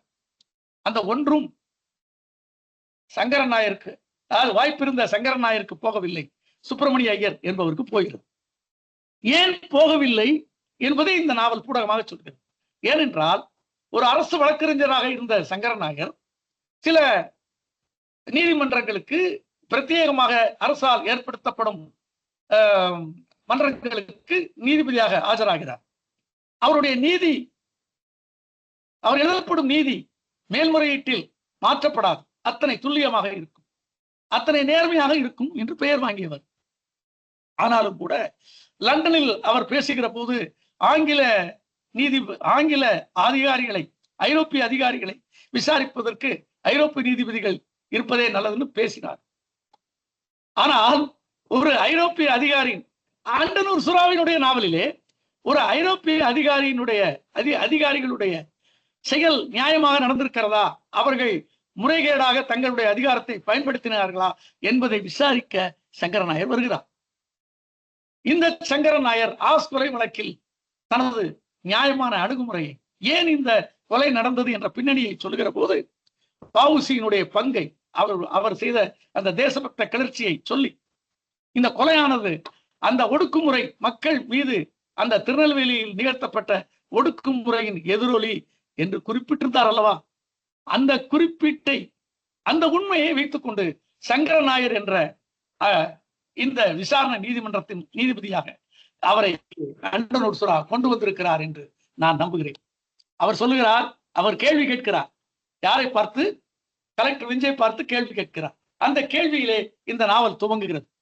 என்ன கேள்வி? இந்த துப்பாக்கி சூடு உங்களுக்கு தெரியாமல் தானே நடந்தது, அப்படித்தானே சொல்லுவீர்கள் என்பது போல, உங்களுக்கு தெரியாமல் தான் நடந்ததா என்று கேட்கிறார். அவர் கொஞ்சம் சுற்றி வளைத்து, இல்லை, துப்பாக்கி சூடு எனக்கு பின்னால் தான் தெரிய வந்தது, நடந்த பிறகுதான் தெரிய வந்தது, நான் அதை கேட்கவில்லை, எனக்கு நீங்கள் ஆமாம் அல்லது இல்லை என்று பதில் கூறுங்கள் என்கிறார் சங்கரன் நாயர். பொதுவாக வழக்கறிஞர்கள் தனதுடைய நீதிமன்றங்களை கேள்வி எழுப்புகிற போது இது லீடு கொஸ்டின் என்பார்கள். நானும் சில துறை சார்ந்த விசாரணைகளுக்கு பிரசன்டிங் ஆபீசராக நான் போயிருக்கிறேன். அந்த குற்றத்துக்கு ஆளான நபரை பார்த்து கேட்கிற போது இது போன்ற லீடு கொஸ்டினை எழுப்பக்கூடாது என்று அந்த நடுவர் சொல்லிவிடுவார். என்ன அர்த்தம்? ஆமாம் என்று இல்லை என்று வரக்கூடிய பதில் ஆனது அந்த வழக்கினுடைய உண்மைத்தன்மையை பாதிக்கும் என்பதாக. இது போன்ற ஒரு கேள்வியை வழக்கறிஞர்கள் கேட்பார்கள், பொதுவாக நீதிபதிகள் மறுப்பார்கள். ஆனால் இங்கே நீதிபதியை கேட்கிறார். இது போன்ற அனுபவம் எனக்கும் இருக்கிறது. நானும் ஒரு நீதிமன்றத்திலே சாட்சியம் அளிக்க சென்றிருந்தேன். அப்போ ஒரு கேள்விக்கு விசாரணையாக ஆம் இல்லை என்று மட்டும் பதில் கூறுங்கள் என்று வழக்கறிஞர் சொன்னார். நான் சற்று விரிவாக சொல்ல எத்தனித்த போது அவர் தடுத்தார். ஆனால் நீதிபதி தலையிட்டு அவர் விரிவாக சொல்லட்டும், அது இந்த வழக்குக்கு உதவும் என்று எனக்கு அந்த வாய்ப்பை அளித்தார். இதுவும் நடந்திருக்கிறது. ஆக இந்த வழக்கில் வழக்கறிஞர்கள் கேள்வி கேட்கிறார்கள், வழக்கறிஞர்கள் குறுக்கு விசாரணை செய்கிறார்கள், எல்லாமே நடக்கிறது. ஆனால் நீதிபதியும் சில கேள்விகளை கேட்கிறார். இங்கே கேட்கிறார், நீ ஆம் என்று இல்லை என்று இரண்டு பதிலை ஒன்றை கூறுங்கள் என்கிறார். ஆம் என்று சொன்னால், அதாவது எனக்கு தெரியாமல் நடந்திருக்கிறது என்று ஒத்துக்கொண்டால் இவனுடைய ஆளுமை, இவனுடைய ஆட்சி, நிர்வாகம் கேள்விக்குறியாகும். இல்லை, எனக்கு தெரிந்ததுதான் நடந்தது என்றால் இவன் முறைகேடாக அதிகாரத்தை பயன்படுத்தியவன் ஆவான். ஆகவே ஆம் என்றும் சொல்ல முடியவில்லை, இல்லை என்றும் சொல்ல முடியும், தடுமாறுகிறான். கடைசியிலே சங்கர நாயரிடம் எனக்கு தெரிந்துதான் நடந்தது என்று சொல்கிறான். சரி, என்ன ஆகிவிட்டது, நமக்கு என்ன வேண்டும்? ஆஸ் கலெக்டர் வரலாற்றில் நமக்கு தெரிந்த ஆவணங்களின் வழியாக துப்பாக்கி சூட்டை செய்தவனே அவன் தான். அந்த 4 பேரை கொன்றது அவன் கையில் இருந்த துப்பாக்கி தான். ஆனால் இங்கே வின்ச் சொல்லி ஆஸ் கலெக்டர், தூத்துக்குடியில் இருந்த சப் கலெக்டர் திருநெல்வேலியிலே வந்து துப்பாக்கி சூட்டை நடத்துகிறான். இதுதான் நான் இந்த நாவலில் எதிர்பாராத, எனக்கு கொஞ்சம் சொல்லுவதற்கும் வலுவாக நான் இந்த அரங்கில் இதை பேசுவதற்கும் நான் இதைத்தான் கவனத்தில் கொண்டேன். நாளை இந்த நாவலை படிக்கிற ஒரு வாசகன், இந்த வரலாறை தெரியாத ஒரு வாசகன், இளம் தலைமுறையை சேர்ந்தவன், வரலாற்றை படிக்கிறோம் என்று நினைத்துக் கொண்டு ஆஸ் தான் இந்த கொலையை செய்தான் என்று எண்ணம் வந்துவிடுமா? இதை நம்புகிற அளவுக்கு அருமையான குறைவாற்றலோடு இந்த நாவலாசிரியர் படைத்திருக்கிறார் அல்லவா? ஆனால் அதை ஆஸ் செய்யவில்லை. ஆசின் மீது இந்த கொலை செய்கிற பழியை விழுந்து விட்டதே என்று ஆசின் மனைவி வருத்தப்படுவதாக இந்த நாவலிலே காட்சிகள் இருக்கின்றன. ஐயோ, என் கணவன் கொலைப்பழிக்கு ஆளானானே, கொலை செய்து விட்டானே, இதற்கு இந்த பாவம் அவனுக்கு வந்து விட்டதே, இவனுக்கும் ஏதும் கேடு வந்து விடுமோ என்று அஞ்சுகிறார். மணியாச்சி ரயில் நிலையத்தில் கொடைக்கானலுக்கு செல்கிற அந்த தம்பதிகள் வந்து அந்த ரயிலிலே அமர்ந்திருக்கிறார்கள். நாவலிலே வருகிறது. அது எப்போது நடந்தது என்றால் 3 ஆண்டு கழித்து 2011 நடந்தது. இந்த நாவலில் அது வந்திருக்க வேண்டிய அவசியம் இல்லை, ஆனால் வருகிறது. அது ஒரு நினைவு போல வருகிறது. வந்திருக்கிற போது இந்த மணியாச்சி நிலையத்தில் இவருக்கு ஏதும் நிகழ்ந்து விடுமோ என்று அந்த மனைவி அஞ்சுவது போல காட்சி வருகிறது. ஆக ஆஸ் கலெக்டர் அந்த கொலையை செய்யவில்லை. அவன் தூத்துக்குடியோடு அவன் பணி முடிந்து விட்டது. பிஞ்சு சொல்லி நான் செய்தேன் என்று அவன் சங்கர நாயரிடம் வாக்குமூலம் கொடுக்கிறான். என் மேலதிகாரி சொன்னான், நான் செய்தேன் என்று 2018 சொன்னார்கள் அல்லவா? எனக்கு மேலிட உத்தரவு இருந்தது, நான் சுட்டேன். சரி, இந்த பிணங்களை அப்புறப்படுத்தினீர்களா? ஏன் அப்படியே விட்டு விட்டீர்கள்? அது மக்களுக்கு ஒரு பெரிய அச்சத்தை கொடுக்க வேண்டும். சரி, ஒரு சிறுவனை சுட்டீர்களே, ஏன்? அவர் தன் கையில் இருந்த ஏதோ ஒரு பொருளை எடுத்து என் மீது வீச வந்தான். அது என்ன பொருள் என்று விசாரணைகளை தெரிகிறது. அது ஒரு தேங்காய். அந்த தேங்காயை எடுத்துக்கொண்ட அந்த சிறுவன் கலவரத்திலே வீச வந்தானாம். அதை பார்த்து ஆஸ் அவனை சுட்டான், வாயிலே சுட்டான். 2வது குண்டும் சுட்டான், அது நெஞ்சிலே பாய்ந்தது. இதை ஒரு விசாரணை அறிக்கை போல பிரேத பரிசோதனை செய்த மருத்துவர் வந்து சொல்லுவது போல காட்சி அமைக்கிறார். ஏன் அது 2 தோட்டா என்று சொல்கிறீர்கள். எப்படி உறுதியாக சொல்கிறீர்கள்? ஒரு தோட்டா வாயில் பாய்ந்தது, அவனுடைய கண் இமை மேலே பிதுங்கி இருக்கணும், வாயில் சுற்றவுடன் அவன் மேலே தான் பார்த்திருப்பான். ஆனால் இரண்டாவது ஒரு தோட்டா பாய்ந்தது, அது அவனுடைய இதயத்தில். ஆகவே அவன் கீழே குனிந்தான், அந்த தருணத்தில் கண் விழி கீழே இறங்கியது. ஆகவே அந்த தருணத்தில் மரணமுற்றான் என்று அந்த விசாரணை அதிகாரி, அந்த பிரேத பரிசோதனை செய்த மருத்துவன் சொல்கிறான். ஆகவே இது இந்த 2 தோட்டாக்களும் ஒரே துப்பாக்கியில வந்ததுதான், வேறு வேறு நபர் சுடவில்லை. ஏன் அந்த 5 தோட்டாக்களுமே ஒரே துப்பாக்கியில் வந்தது, அது ஆஸ் பயன்படுத்திய துப்பாக்கி என்று நாவலாசிரியர் முடிக்கிறார். அந்த 5 துப்பாக்கியும் ஒரு நபர் தான் பயன்படுத்தினான், அவன் கலெக்டர் விஞ்ச். அவன் மீது என்ன ஒரு ஆட்சியாளன் தன் கையில் உள்ள ஆம்டு, இதை நம்ம வேங்கடாசலபதி தன்னுடைய சுதேசி ஸ்ட்ரீம்ல ஆங்கிலத்தில் எழுதுகிறார், ஆம்டு கலெக்டர் என்று எழுதுகிறார். அதாவது அதிகாரத்தை மட்டுமல்ல, ஆயுதத்தையும் வைத்துக் கொண்டு ஒரு ஆயுதபாணியாக அங்கே கலெக்டர் விஞ்ச் வந்தான் என்று வேங்கடாசலபதி தன்னுடைய புகழ்பெற்ற சுதேசி ஸ்ட்ரீம்ல எழுதுகிறார். இன்னொன்றையும் எழுதுகிறார், அதோடு நான் முடிக்கப் போகிறேன். இன்னொன்று எழுதுகிறார், வேங்கடாசலபதி எழுதுகிறார், there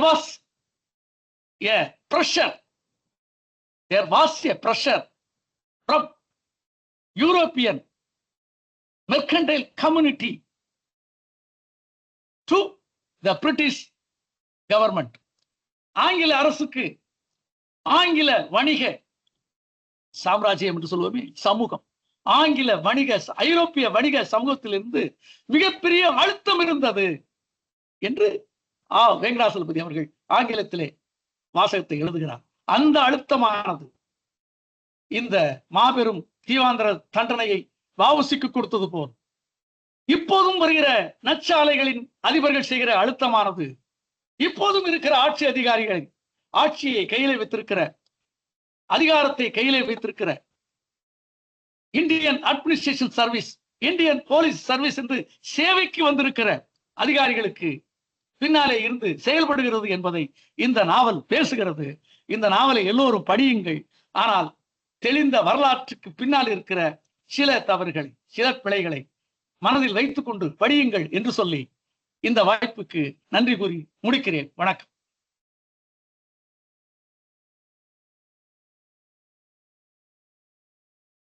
ஒரு அருமையான அறிமுகம் கொடுத்திருக்கீங்கன்னா.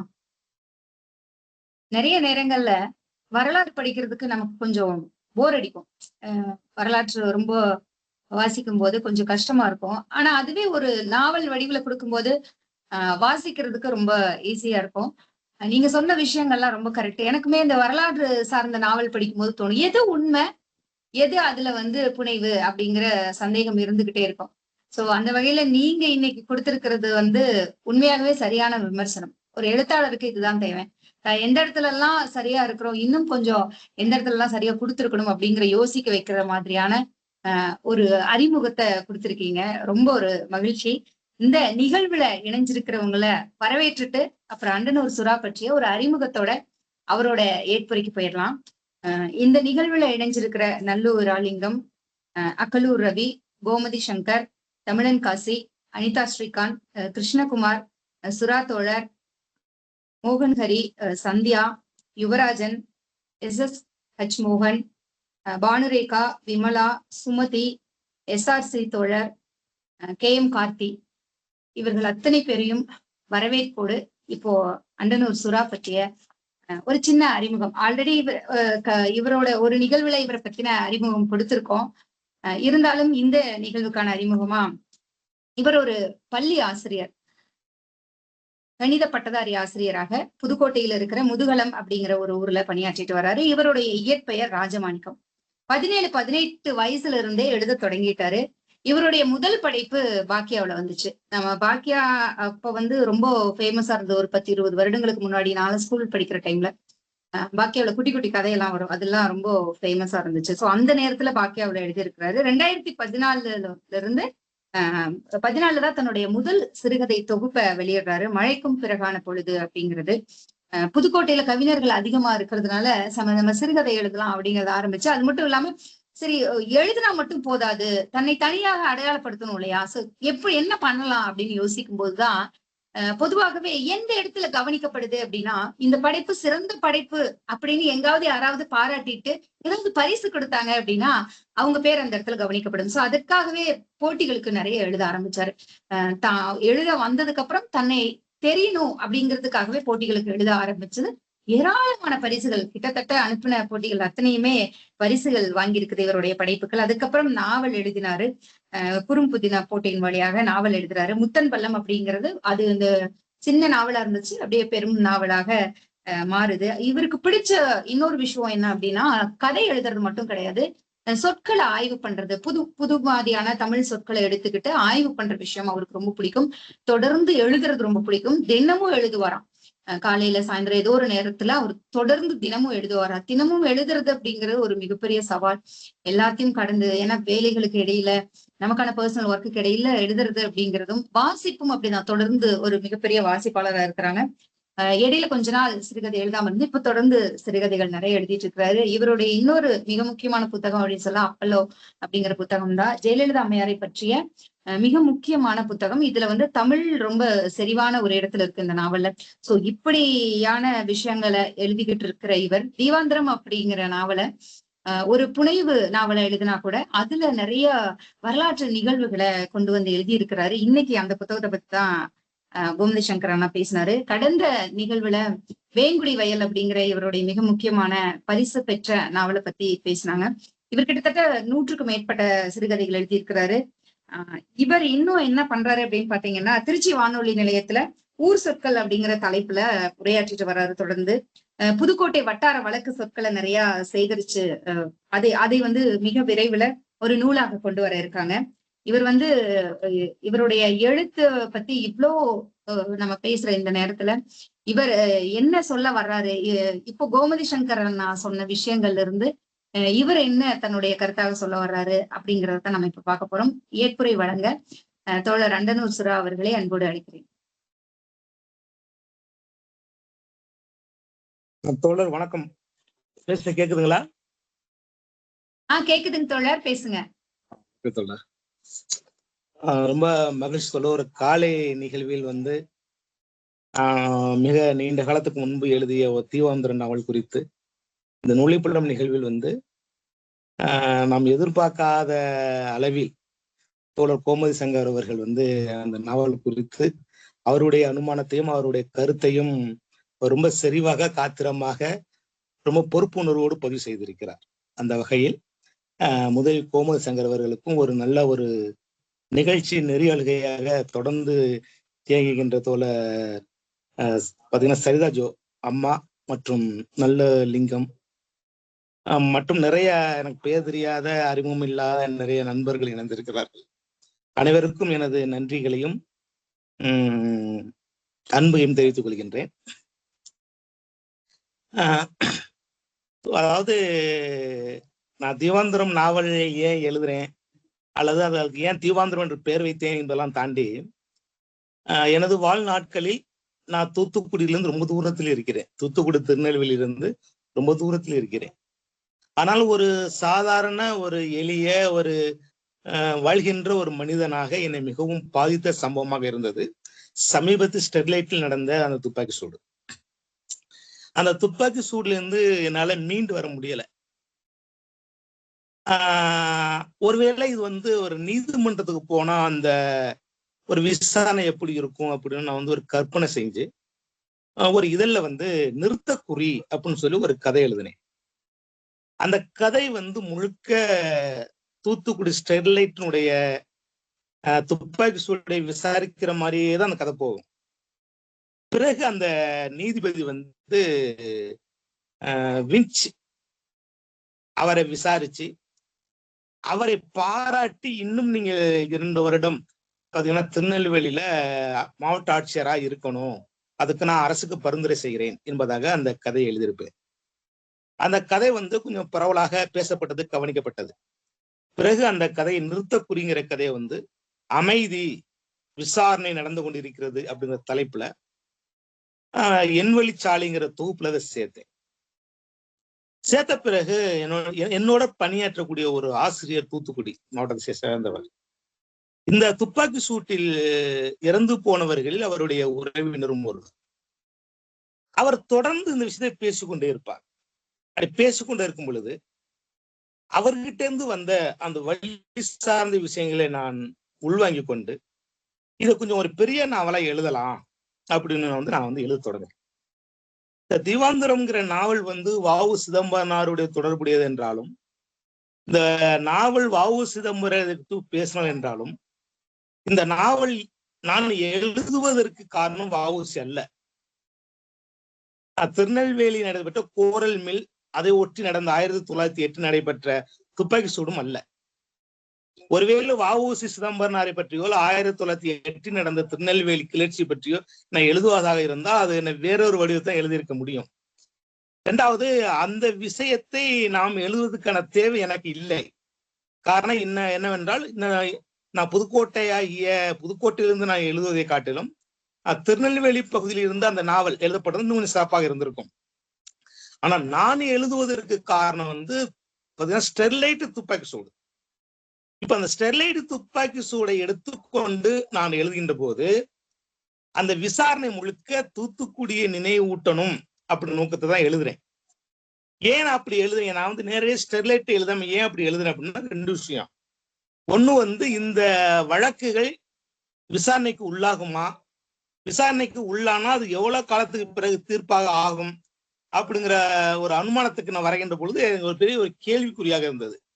இன்னைக்கு கூட அப்படிதான் இருக்குன்னு நினைக்கிறேன். அதுக்காக அந்த ஸ்டெர்லைட்டையும் கோரல் மில் அதை ஒட்டி நடந்த 1908 துப்பாக்கி சூட்டையும் இணைந்து அந்த நாவலை புனைகிறேன். இந்த நாவல் புனையும் பொழுது 2 விஷயம் மட்டும்தான் உண்மை. பின்கேயனுடைய தீர்ப்பு, இறுதி தீர்ப்பான மில்லருடைய தீர்ப்பு, இது 2 மட்டும்தான் உண்மை. இந்த தீர்ப்பை நம்ம முழுமையா வைக்காம தூத்துக்குடி துப்பாக்கி சூடை நினைவூட்டுற மாதிரியான சாராம்சத்தை மட்டும் எடுத்துக்கொண்டு அந்த தீர்ப்பில் வைத்து, மற்றது எனக்கு இந்த நாவலுக்கு தேவையில்லை அப்படின்னு சொல்லி துறந்துட்டு இந்த நாவலை புனைகிறேன். 2வது விஷயம், இது முழுக்க ஒரு நீதிமன்ற வழக்காக நாவலாக மாறணும் அப்படிங்கிற விஷயத்துல நான் ரொம்ப கவனமா இருந்தா பண்றேன்.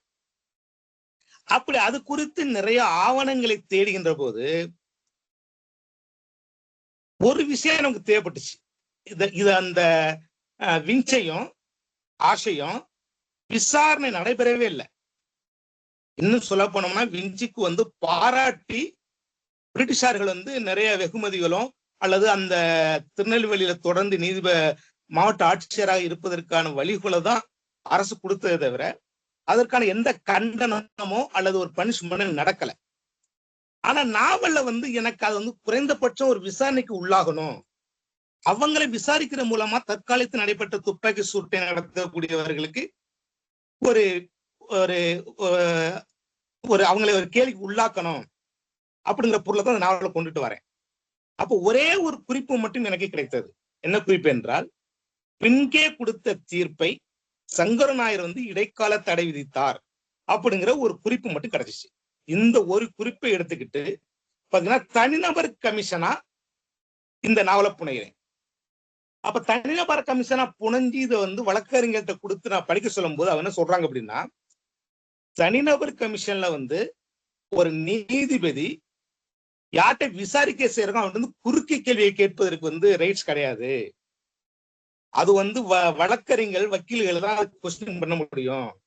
ஆனா உங்கள் நாவல்ல தனி அந்த நீதிபதியே குறுக்கு விசாரணை செய்யறாரு, அது சட்டபூர்வமான தவறு, அப்படி வாய்ப்பே இல்லைங்க சொன்னாங்க.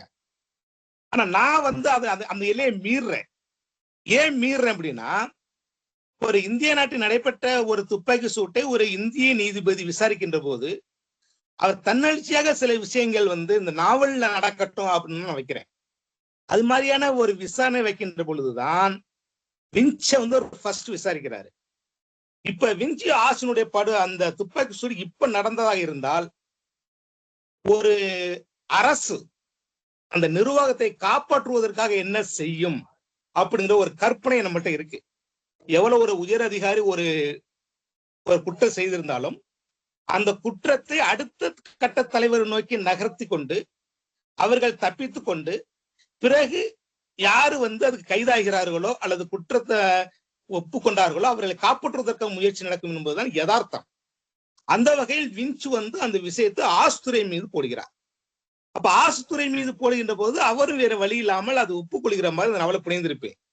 ஆனா ஆசை ஏன் ஒத்துக்கிட்டாரு அப்படிங்கிறதுக்கான காரணம் என்னன்னா, திருநெல்வேலியில் துப்பாக்கி சூடு நடந்தது போலவே தூத்துக்குடியிலும் துப்பாக்கி சூடு நடக்கிறது. இப்ப சமயத்தில் உள்ள சில வரலாற்று நிகழ்வுகளை இந்த திருநெல்வேலி கிளை சம்பந்தம் வாசிக்கின்ற போது தூத்துக்குடியிலும் துப்பாக்கி சூடு நடைபெற்றது. அந்த துப்பாக்கி சூடு நடத்தியது ஆஸ். திருநெல்வேலியில் துப்பாக்கி சூடு நடைபெற்றது. அந்த துப்பாக்கி சூடு நடத்தியது வின்ச். ஆனால் ஆசு நடத்திய துப்பாக்கி சூட்டில் படுகொலை எதுவும் நடைபெறவில்லை. வின்ச் நடத்திய துப்பாக்கி சூட்டில் இறந்திருக்கிற 4 பேர். ஆனால் அதனுடைய பழைய ஆவணங்களை குறித்து தேடுகின்ற பொழுது 4 பேர் அல்ல, நிறைய பேர் இருந்ததாகவும், அங்கெங்கே பாத்தீங்கன்னா முள்புதருக்குள் நிறைய பிணங்கள் கிடந்ததாகவும், அவற்றுடைய எண்ணிக்கை குறைப்பதற்காக 4 பேர் மட்டும் ஆவணத்தில் பதிவு செய்ததாக ஒரு குறிப்பு இருக்கிறது. அப்ப அங்கெங்கே சிதறி கிடந்த பிணங்களில் விஞ்சு சுட்டதாகவோ அல்லது ஆசு சுட்டதாகவோ நான் என்னுடைய நாவல் நான் எடுத்துக்கொண்டேன். இந்த நாவலில் ஸ்டெர்லைட் துப்பாக்கி சூடியை மையமாக வைத்து எழுதப்பட்டதால் ஆஷ் அதுல அவர் துப்பாக்கி சூடு நடத்தி இருக்கிறார். ஆனா அவர் இத்தனை பேர் இறந்தாங்கிற கணக்கு இல்லை, அல்லது இறக்கவே இல்லை என்பதாகத்தான் ஆவணம் சொல்லுகிறது. ஆனா அதை ஒட்டி நடந்த பிணங்கள் இருக்கு இல்லைங்களா, அதை ஆசை செய்ததாக, ஏன் ஆசை செய்ததாக சொல்கிறேன் என்றால் 2 காரணம். முதல் சொன்னது போல ஒரு உயர் அதிகாரிகள் அடுத்த கட்ட தலைவரை நோக்கி நகர்த்தி விட்டு அதிலிருந்து தப்பித்துக் கொள்வார்கள். பிறகு யாரை மாட்டி விட்டார்களோ அவர்களை காப்பாற்றுவதற்கான முயற்சியை எடுப்பார்கள். அந்த அடிப்படையில் அதை நான் புனைந்தேன். இதுல என்ன விஷயம்னா, இந்த நாவலை நிறைய பேர் கொடுத்து படிக்க சொல்லியிருக்கேன். இன்னொரு விஷயம், இந்த ஆஸ் துப்பாக்கி சூட்டை நடத்தினார் என்பதற்கான ஆவணங்கள் குறிப்புகள் எங்கேயாவது இருக்கிறதா என்று பார்த்தால் நிறைய ஆவணங்கள் அது மாதிரியான இருக்கிறது. இப்ப சமீபத்தில் 2023 தினமணி எழுதப்பட்ட ஒரு கட்டுரையில் கூட அந்த 4 பேர் சுட்டது ஆஸ் என்பதாகவே எழுதப்பட்டிருக்கிறது. இன்னும் ஒரு சில புத்தகங்கள்லாம் எழுதியிருக்கிறது, அது மாதிரி எழுதப்பட்டிருக்கிறது. ஒருவேளை சரியான ஆவணங்களை படைத்திருந்தால் அதை நான் அந்த விஷயத்தை அப்படி செய்யலாமா என்பதை சற்று யோசித்திருப்பேன். ஆனால் கோமதி சங்கர் அவர்கள் அதை மையமாக குறிப்பிட்டு பேசி எனக்கு ஒரு மகிழ்ச்சியாக இருக்கிறது. இதுக்கு நான் என்ன செய்யலாம் அப்படி என்றால், நான் அந்த நாவல் நான் எண்ணூரை கூட வைக்கல. ஏன் எண்ணூரை வைக்கலன்னா, இந்த நாவல்ல இருந்து வரக்கூடிய விமர்சனங்கள் அது அடிப்படையில் பின்னாடி ஒரு பின்னூட்டமா அதை சேர்க்கலாங்கிற அடிப்படையில் நான் விட்டுட்டேன். இப்ப கோமதி சங்கரனுடைய அந்த உரை நான் விடுபட்ட சில விஷயங்களை அல்லது வரலாற்றுடைய திரிபுகளை அவர் உரையின் மூலமாக ஒரு கட்டுரையாக கொடுத்தால் அதுல நான் இணைத்துக்கொள்ள நான் முன் வருகிறேன். ஆனா ஆசு அது துப்பாக்கி சூடு நடத்தவில்லை அப்படிங்கிறத நான் ஏற்றுக்கொள்ள முடியாது. அவர் துப்பாக்கி சூடு நடத்தினார். ஆனால் இறந்து போனவர்கள் ஆஸ்துரை நடத்தி துப்பாக்கி சூடா அப்படிங்கிற கேள்விதான் இந்த நாவலை துருத்து நிற்கிறது. இதை சரி செய்வதற்கு கோமதி சங்கரனுடைய அந்த உரையை ஒரு கட்டுரையை எழுதி கொடுத்தால் நான் சந்தேக பகிர்ப்பதன் மூலமாக அதை நான் இணைக்க தயாராக இருக்கிறேன். நான் திரும்பவும் சொல்கிறேன், இந்த நாவல் வ.உ. சிதம்பரனாரை பற்றியோ அல்லது அவருடைய புகழை மேலும் உயர்த்துவதற்காக எழுதப்பட்டதில்லை. வ.உ.சி என்பது உலக மக்களால் கொண்டாடப்படுகின்ற ஒரு மாபெரும் தலைவர். சமீபத்தில் நடைபெற்ற துப்பாக்கி சூட்டை கவனத்தில் கொண்டுதான் இந்த நாவலை எழுதியிருக்கிறேன் என்பதால் இது மாதிரியான சில முரண்களில் வந்திருக்கிறது. ஆனால் பொதுவாக நான் சொல்றது என்னன்னா, 2 ஜட்ஜ்மெண்ட்டுக்கு இடையில் இல்ல எல்லாமே கற்பனை தான், புனைவுதான். சங்கரநாயர் விஞ்சை விசாரிக்கிற அளவுக்குலாம் அதிகாரம் படைத்தவர் கிடையவே கிடையாது. இன்னும் சொல்ல போனோம்னா விஞ்சு சொல்றதான் சங்கரநாயர் கேட்டிருக்கணும். ஆனா ஏன் ஒரு சாதாரண ஒரு எளிய ஒரு நீதிபதி ஒரு பெரிய அதிகாரத்தின் மீது ஏன் கேள்வி கேட்க கூடாது? அப்படி கேட்டா அந்த வழக்கு எப்படியாக மாறும்? ஒரு கலெக்டர் அடுத்த கட்ட தலைவரில் அந்த பிரச்சனையை வைத்து விட்டு அவர் தப்பித்துக் கொள்வார் என்பதை சொல்ல முனைந்திருக்கிறேன் இந்த நாவல். ஆகவே இதை புரிந்து கொண்டும் இந்த வரலாற்றில் இருக்கக்கூடிய முரணையும் புரிந்து கொண்டு வாசகர்கள் வாசிப்பீர்களே ஆனால், அல்லது இந்த நாவலில் உள்ள சில பிரச்சனை இருந்தாலும் அது ஒரு மாற்றி இன்னொரு நபர் கூட எழுதலாம் என்று சொல்லி இந்த அளவில் இந்த வாய்ப்புக்கு நன்றி பாராட்டி விடைபெறுகிறேன். நன்றி, வணக்கம். நன்றிங்க தோழர். கோமதி சங்கர் அண்ணா சொன்னதுக்கு ஒரு விளக்கம் கொடுத்திருக்கீங்க. அவர் கட்டுரையாக எழுதி கொடுத்தால் தன்னுடைய புத்தகத்தில் இணைத்துக் கொள்வதா சொல்லியிருக்கீங்க. இதுக்கு கோமதி சங்கர் அண்ணா தான் பதில் சொல்லணும். ஒரு கலந்துரையாடலுக்கு அப்புறம் கோமதி சங்கர் அண்ணாவுடைய பதில பார்க்கலாம். யாராவதுக்கு இந்த உரை சார்பாகவும் அவருடைய ஏற்புரை சார்பாகவும் ஏதாவது கேள்விகள் இருந்தா கேட்கலாம்.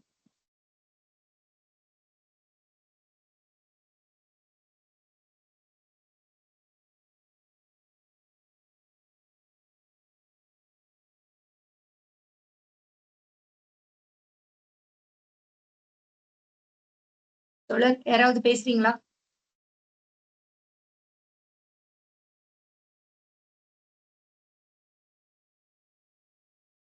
கோமதி சங்கரனா?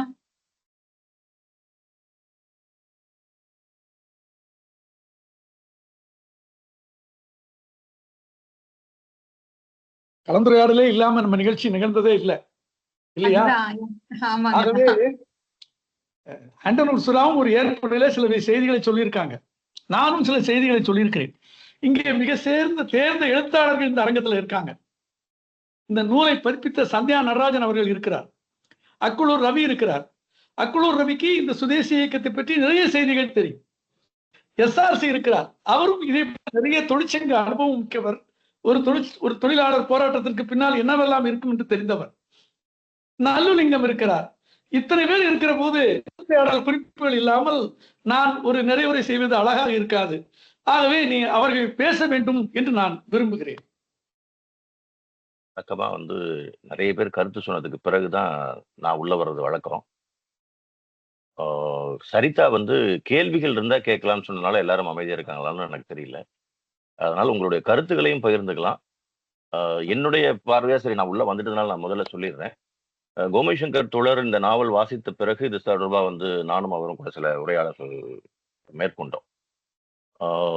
இந்த நாவல் எப்படி கனெக்ட் ஆகுது அப்படிங்கறத எல்லாம் பத்தி கூட பேசிட்டு இருந்தோம். இப்போ இந்த உரையில அவர் முன் வச்சதும் கடைசியா அந்த விஞ்ச்க்கு பதிலா ஆஷுடைய பெயர் இடம்பெற்றிருக்கிறது அப்படிங்கிறதும் அதை பத்தி சொல்லணும் அப்படின்னா, நானும் அவர்கிட்ட சொன்னது தகவல் அதுதான். ஒரு ஏன்னா ஒரு வரலாற்றை இன்னும் இப்ப இருக்கிற வாசகர்களுக்கு நிறைய வரலாற்றின் மீதான வாசிப்பு குறைவா இருக்கிறப்ப, இன்னும் வருங்காலங்கள்ல வரக்கூடிய வாசிப்புகள்ல இந்த நாவலை வாசிக்கிற ஒருத்தர் இதுதான் வரலாறு அப்படின்னு நம்பிடக்கூடாது. ஏன்னா பொன்னியின் செல்வனையே சோழர்களுடைய வரலாறு நம்புறவங்க இன்னைக்கு வரைக்கும் இருக்கிறத நம்ம பார்க்கிறோம். அதனால அந்த மாதிரி என்று எதுவும் நிகழ்ந்து விடக்கூடாதுங்கிற ஒரு இதுக்காக தான் இந்த அந்த கலெக்டருடைய பெயர் மாற்றம். மற்றபடி ஒரு வழக்குல நீதிபதி கேள்விகளை எழுப்பலாமா அப்படின்னா தாராளமா எழுப்பலாம் என்னுடைய பார்வையில. ஏன்னா அண்மை காலங்களிலேயே சமீபத்துல அதாவது கடந்த வாரம் அல்லது ஒரு மாதத்துக்குள்ளாக நினைக்கிறேன், நடந்த ஒரு வழக்கு விசாரணையில நீதிபதி வழக்கறிஞர் வாதத்தை முன் வச்சுக்கிட்டே இருக்கும்போது வழக்கறிஞர்கிட்டே எத்தனை குறுக்கு கேள்விகள் கேட்டாருங்கிறத ஒரு வீடியோ பதிவாகவே வந்திருந்தது. அதையும் நான் பார்த்திருக்கேன். நான் இன்னொன்னு அதே போல இந்த 2G வழக்குல நீதிபதி கேட்ட கேள்விகள் எல்லாம் நிறைய கேள்விகள் கேட்பாங்க. ஏன்னா நீதிபதிகளுக்கு வழக்கறிஞர்களை பொறுத்தவரை அவர்களுடைய வாதத்தை அவங்களுடைய தரப்பை நிரூபிக்கிறதுக்கான கேள்விகளுக்கு மட்டும் விடை கிடைச்சா போதும்னு நினைப்பாங்க. அதோட நிறுத்திக்க சொல்லுவாங்க. ஆனா அவங்க தொடர்ந்து அந்த சாட்சிகளை பேச வைக்கும் போதுதான் உண்மை நிலவரம் என்னங்கிறது வெளியில வருங்கிறதுனால சில நீதிபதிகள் அதுக்கு கோமதி சங்கர் தோழரை சொன்னார் இல்லையா, அதே போல அந்த நீதிபதிகள் அவங்களும் அவங்களுக்கு எழக்கூடிய சந்தேகங்களை கேள்விகளாக கேட்டும் அல்லது அந்த சாட்சியங்களை பேச வைத்தும் அதுக்கான விடை தேடுறது உண்டு. அது ஒரு நேர்மையான ஒரு உண்மையை வெளிச்சத்துக்கு கொண்டு வரணுங்கிற எண்ணம் இருக்கக்கூடிய எந்த நீதிபதியும் செய்யக்கூடியதுதான். அதே போல அந்த திருத்தம் குறித்தான பின் இணைப்பை தன்னுடைய நாவல்ல சேர்த்துக்க தயாரா இருக்கேன்னு தோழர் ஆண்டனூர் சுறா அவர்கள் குறிப்பிட்டது.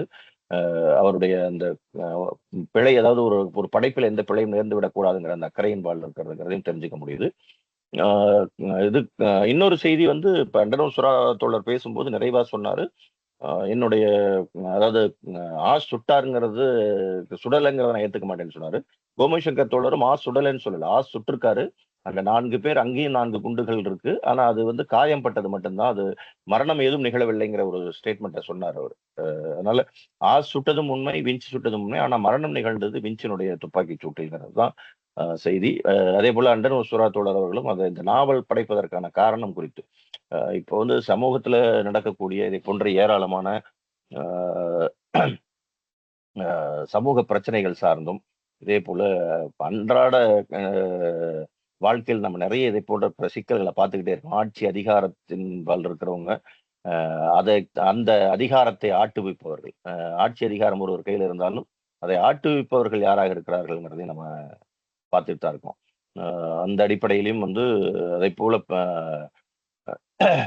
இந்த படைப்புகளை இதை போல இதை படைப்பாக்கம் செய்யணுங்கிறது.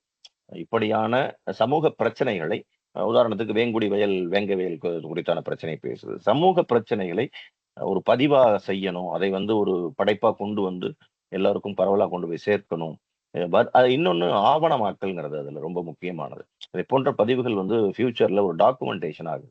இது புனைவாக இருந்தாலும் ஒரு பதிவாக மாறுகிறதுங்கிறது. அந்த அடிப்படையில் அவருடைய சமூக பொறுப்புணர்ச்சி, அண்டனூர் சுறா தோழர்களுடைய சமூக பொறுப்புணர்ச்சி அக்கறையும் அது காட்டுது. பெருமகிழ்ச்சி. இந்த நிகழ்வுக்கு ரொம்ப மகிழ்ச்சி. ஒரே ஒரு சின்ன விஷயம் என்னன்னா, சரிதா பாக்யா வந்துட்டு இருந்தது ஒரு பள்ளிக்கூடம் படிச்சுட்டு இருந்த காலத்துல, அது ஒரு 10-20 வருஷத்துக்கு முன்னாடின்னு சொன்னாங்க. அது மட்டும் என்னுடைய பள்ளிக்கூடம் 10-20 வருஷத்துக்கு முன்னாடி சரிதா படிச்சாங்கிறதுக்கு மட்டும் ஒரு சின்ன கண்டனத்தை பதிவு செய்து என்னுடைய உரையை நிறைவு செய்கிறேன். நன்றி. வணக்கம். நன்றிங்கண்ணா. ரொம்ப முக்கியமான விஷயமா சொல்லியிருக்கீங்க. அதாவது வரலாற்றை கொண்டு போய் சேர்க்கிறது ஒரு பக்கம்னாலும், இவரு ஏத்துக்கிட்ட விஷயத்த பத்தியும் ஒரு டாக்குமெண்டேஷன் பண்ணணும் ஒரு விஷயத்த அப்படிங்கிறது நல்லதாதான் இருக்கு. என்ன அப்படின்னா, வரலாறு படிக்கிறதுக்கு கொஞ்சம் அயற்சியா இருக்கும். சோ இந்த மாதிரி வரலாற கட்டுரையாக படிக்கிறத விட ஒரு நாவலா படிக்கும்போது கொஞ்சம் படிக்கிறதுக்கு நல்லா இருக்கும். இப்ப இளைய தலைமுறையினர் அப்படிதான் நினைக்கிறாங்க. கொஞ்சம் அதுல ஃபிக்ஷன் இருக்கு அப்படின்னா அது கொஞ்சம் படிப்பாங்க. சோ அடுத்ததாக யாராவது கருத்து கூற வாருங்கள். மன்னிக்கவும், கேள்விங்கிறதுனால யாரும் பேசல போல இருக்கு. அண்ணா சொன்ன மாதிரி உங்களோட கருத்துக்களை இவங்க 2 பேரும் பேசுனது வழியா நம்ம நிறைய விஷயங்கள் இன்னைக்கு புரிஞ்சுக்கிட்டோம். அது சார்பான கருத்துக்களை நீங்க முன்வைக்கலாம். இப்ப சரிதா சொன்னதை வச்சு ஒரு சின்ன செய்தி. இந்த டாக்குமெண்டேஷன்ல கோமதி சங்கர் தோழருடைய அக்கறையும் கவனிக்கத்தக்கது. அவர் அண்டனூர் சுறா தோழருடைய அக்கறையும். ஒரு நிகழ்வை குறிப்பிடும் போது அதுல அது பதிவாகணுங்கிறதும் ரொம்ப சரியா பதிவாகணுங்கிறதும் முக்கியமானது. அதனால 2 பக்கமே நம்ம பார்க்க வேண்டியதா இருக்கு. 2மே ரொம்ப சிறப்பான பதிவுகள். நன்றி. கண்டிப்பாங்க அண்ணா. ஏன்னா படிக்கிறவங்க அதுதான் உண்மைன்னு நினைச்சுக்குவாங்க. கோமதி சங்கர் நான் பேசும்போது அதுதான் சொன்னாங்க. படிக்கிறவங்களுக்கு அது தெரியாது. ஏன்னா எல்லாருமே போய் ஆழ்ந்து அதை பார்க்க மாட்டாங்க, போய் தேட மாட்டாங்க. சோ இதுதான் உண்மை போல இருக்கு, படிக்கிற புத்தகத்துல இருக்கிறதா உண்மை போல இருக்கு அப்படின்னு நினைச்சுக்குவாங்க. சோ அந்த விஷயமும் நடக்கிறதுக்கு வாய்ப்பு இருக்குது அப்படின்னு நான் சொன்னது நல்ல விஷயம்.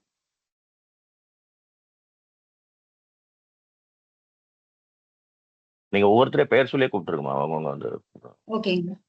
எனக்கு இங்க முன்னாடி சொல்லுங்க. விமலா. தோழர் பேசுறேன். வணக்கம் தோழர்கள் அனைவருக்கும். கோமதி சங்கர் ஐயாவுடைய போட்டோ பார்த்தோன்னே உள்ள என்ட்ரி ஆயிட்டேன். அவரோட உரையை இன்னைக்கு காலையில கேட்டுலாம் அப்படின்னு சொல்லிட்டு, அதே போல பாதியில தான் நான் ஜாயின் பண்ணேன் மீட்ல. அவருடைய உரை வீச்சு தூத்துக்குடி திருநெல்வேலி சம்பந்தமா அந்த ஸ்டெர்லைட்ல இருந்து அங்க ஆஷ் படுகொலை அதுல இருந்து எல்லாமே சொன்னது அந்த நாவலை வாசிக்கணுங்கிற ஒரு ஆர்வத்தை தூண்டிடுச்சு. அது எது சார்ந்தது அப்படிங்கிறது தெரியல, ஆனா இந்த விஷயங்கள் அப்படிங்கறத எனக்கு ஆர்வத்தை தூண்டிடுச்சு. வேங்குடி வயல் மூலமா எனக்கு அண்டனர் சுதா அவர்களை தெரியும். ஆனா நான் என்ன நூல் வாசிக்கல. அவர் புதுக்கோட்டை ஆசிரியர் பயிற்சி மையத்துல அவர் படிச்ச கல்லூரியில தான் நானும் படிச்சேன். அந்த இன்ட்ரோ மட்டும் தான் எனக்கு தெரியும். இன்னைக்கு நீங்க அவங்கள பத்தி கொடுத்த அந்த இன்ட்ரோவும் ஒரு பிரீஃபா இருந்துச்சு, நல்லா தெரிஞ்சுக்கிற அளவுக்கு. இன்றைய நடந்த இந்த கலந்துரையாடல், இந்த புத்தகத்தை வாங்கி அவசியம் வாசிக்கணும், வரலாறு சார்ந்தும் நம்ம வாசிக்கணுங்கிற ஒரு பதிவு நான் இங்க பதிவு செஞ்சுக்கிறேன். நல்ல சிறப்பான ஒரு கலந்துரையாடலா இருந்தது. இதுதான் என்னுடைய சொல்ல நினைச்ச கருத்துக்கள். மிக்க நன்றி தோழர்களே. நன்றிங்க தோழர். ரொம்ப மகிழ்ச்சி. கோமதி சங்கர் அண்ணாவோட போட்டோ பார்த்தது வந்துட்டு அப்படிங்கும் போது உண்மையாலுமே அவருடைய உரைக்கான ஒரு வெற்றி அப்படின்னு தான் நினைக்கிறேன். நன்றிங்க தோழர். நன்றி. சரிதா அண்டனூர் சுறா தோழரை அறிமுகம் செய்யும் போது அவருடைய நூல்கள் பட்டியல் கொடுத்தாங்க. அதுல ஒரு சிறு விடுபடல் இருந்தது. அவர் அன்னமழகிங்கிற அவருடைய நாவல் எழுத்து அமைப்பு, ப. சிதம்பரம் அவருடைய தலைமையில் இயங்கக்கூடிய எழுத்து அமைப்புல 2 லட்சம் ரூபாய் பரிசு பெற்றது அப்படிங்கிறதும் அதுல மிக முக்கியமான செய்தி. அந்த பதிவு விடுபட்டு இருந்தது, அதனால அதை நான் பதிவு பண்றேன். நன்றிங்க. அது ஒரு வட்டார வழக்கு சொற்கள் நிரம்பிய வட்டார வழக்கு நாவல் அப்படிங்கிறது கூட முக்கியமான ஒன்று. அடுத்ததாக தோழர் SRC பேசுறீங்களா தோழர்? கேக்குதா? நான் பேசுறது கேக்குதா? கேக்குது தோழர், பேசுங்க. ரொம்ப கோமதி சங்கர் வந்து இந்த உரை நிகழ்த்தும் போது அந்த நாவல்ல ஒரு ஒரு புதினத்துல ஒரு ஒரு கேரக்டராகவே மாறி, ஒரு பாத்திரமாகவே மாறி ரொம்ப உணர்ச்சி பூர்வமாக அவர் பேசிக்கொண்டிருந்தார். ரொம்ப ரொம்ப அற்புதமான விஷயமாக இருந்தது.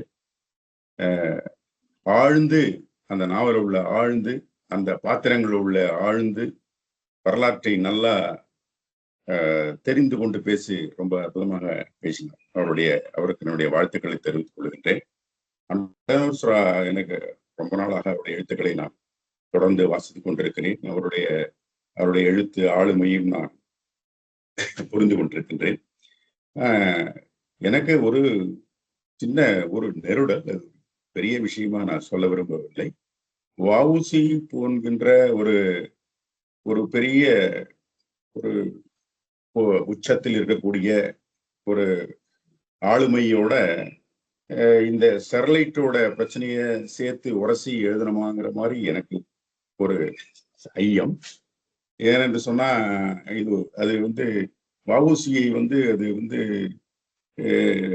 எளிமைப்படுத்தி விடுமோ என்கின்ற ஒரு அச்சம் எனக்கு இருக்கின்றது. அதை நான் இங்கு பதிவு செய்ய விரும்புகிறேன். அதே மாதிரி இந்த பதிப்பாளர் அந்த புத்தகத்திற்கு அட்டையா போட்டிருக்கிற வஉசி படம் அவரு சிறையில இருக்கிற மாதிரி போட்டிருக்கிறதுல கூட வந்து அது அந்த படைப்பில் உள்ள ஆக்கங்களுக்கும் அந்த அட்டை படத்திற்கும் அது வந்து அது வஉசிக்கு பெருமை சேர்க்குமா என்கின்ற ஒரு நெருடல் எனக்கு இருக்கின்றது. இதை சொல்லாமா வேண்டாமா என்று கூட நினைத்தேன். இருந்தாலும் எனக்கு சொல்ல வேண்டும் என்று தோன்றுகின்றதுனாலே நான் சொல்ல வேண்டிய ஆகிட்டு. என மற்றபடி அண்டனோன் சுறாவுக்கும் நம்முடைய கோமதிக்கும் என்னுடைய வாழ்த்துக்களை தெரிவித்துக் கொள்கின்றேன். இது ஏற்பாடு செய்கின்ற நல்லுக்கும் இது கலந்து கொண்ட அனைத்து நண்பர்களுக்கும் என்னுடைய வாழ்த்துக்களை தெரிவித்துக் கொள்கின்றேன். வாய்ப்புக்கு நன்றி. நன்றிங்க தோழர். ரொம்ப அருமையான ஒரு விஷயம் சொல்லியிருக்கீங்க. உண்மைதான். கோமதி சங்கர் அண்ணா பேச ஆரம்பிக்கும் போதே அட்டைப்படுத்த காமிச்சு கொஞ்சம் அவரும் அந்த மாதிரி ஒரு விஷயத்த சொல்ல வந்தாருன்னு நினைக்கிறேன். சோ ரொம்ப அழகா அதை நீங்க சொன்னதோட, ரெண்டாவது இன்றைக்கு எழுதுகின்ற எழுத்தாளர்களுக்கு விமர்சனம் அப்படிங்கிறது ரொம்ப ரொம்ப முக்கியம். அது பொதுவாகவே ரொம்ப குறைவா இருக்குது. அந்த வகையில இன்றைய நிகழ்வு வந்து மிக முக்கியமான நிகழ்வா இருக்கு. ஒரு படைப்பை எப்படியெல்லாம் பேசணும், அதை எப்படியெல்லாம் சொல்லணும், அதுல இருக்கிற என்ன எல்லாருமே புகழ்ந்துட்டு போயிருவாங்க, ஆஹா ஓஹோ அப்படின்னு சொல்லிட்டு. அதை தாண்டி இப்படியான விமர்சனங்கள் பேசப்படும் போது அடுத்தடுத்த படைப்புகள் இன்னும் வேறு மாதிரியான படைப்புகளை கொடுக்கறதுக்கு ஒரு முன்மாதிரியாக இருக்கும். அப்படியான நிகழ்வா இன்னைக்கு நான் பாக்குறேன். நன்றிங்க தோழர். அடுத்ததாக நானே அழைச்சிடுறேன். எனக்கு முன்னாடி தெரியறது வானுரேகா தோழர் என்ன தெரியுது. தோழர் பேசுறீங்களா?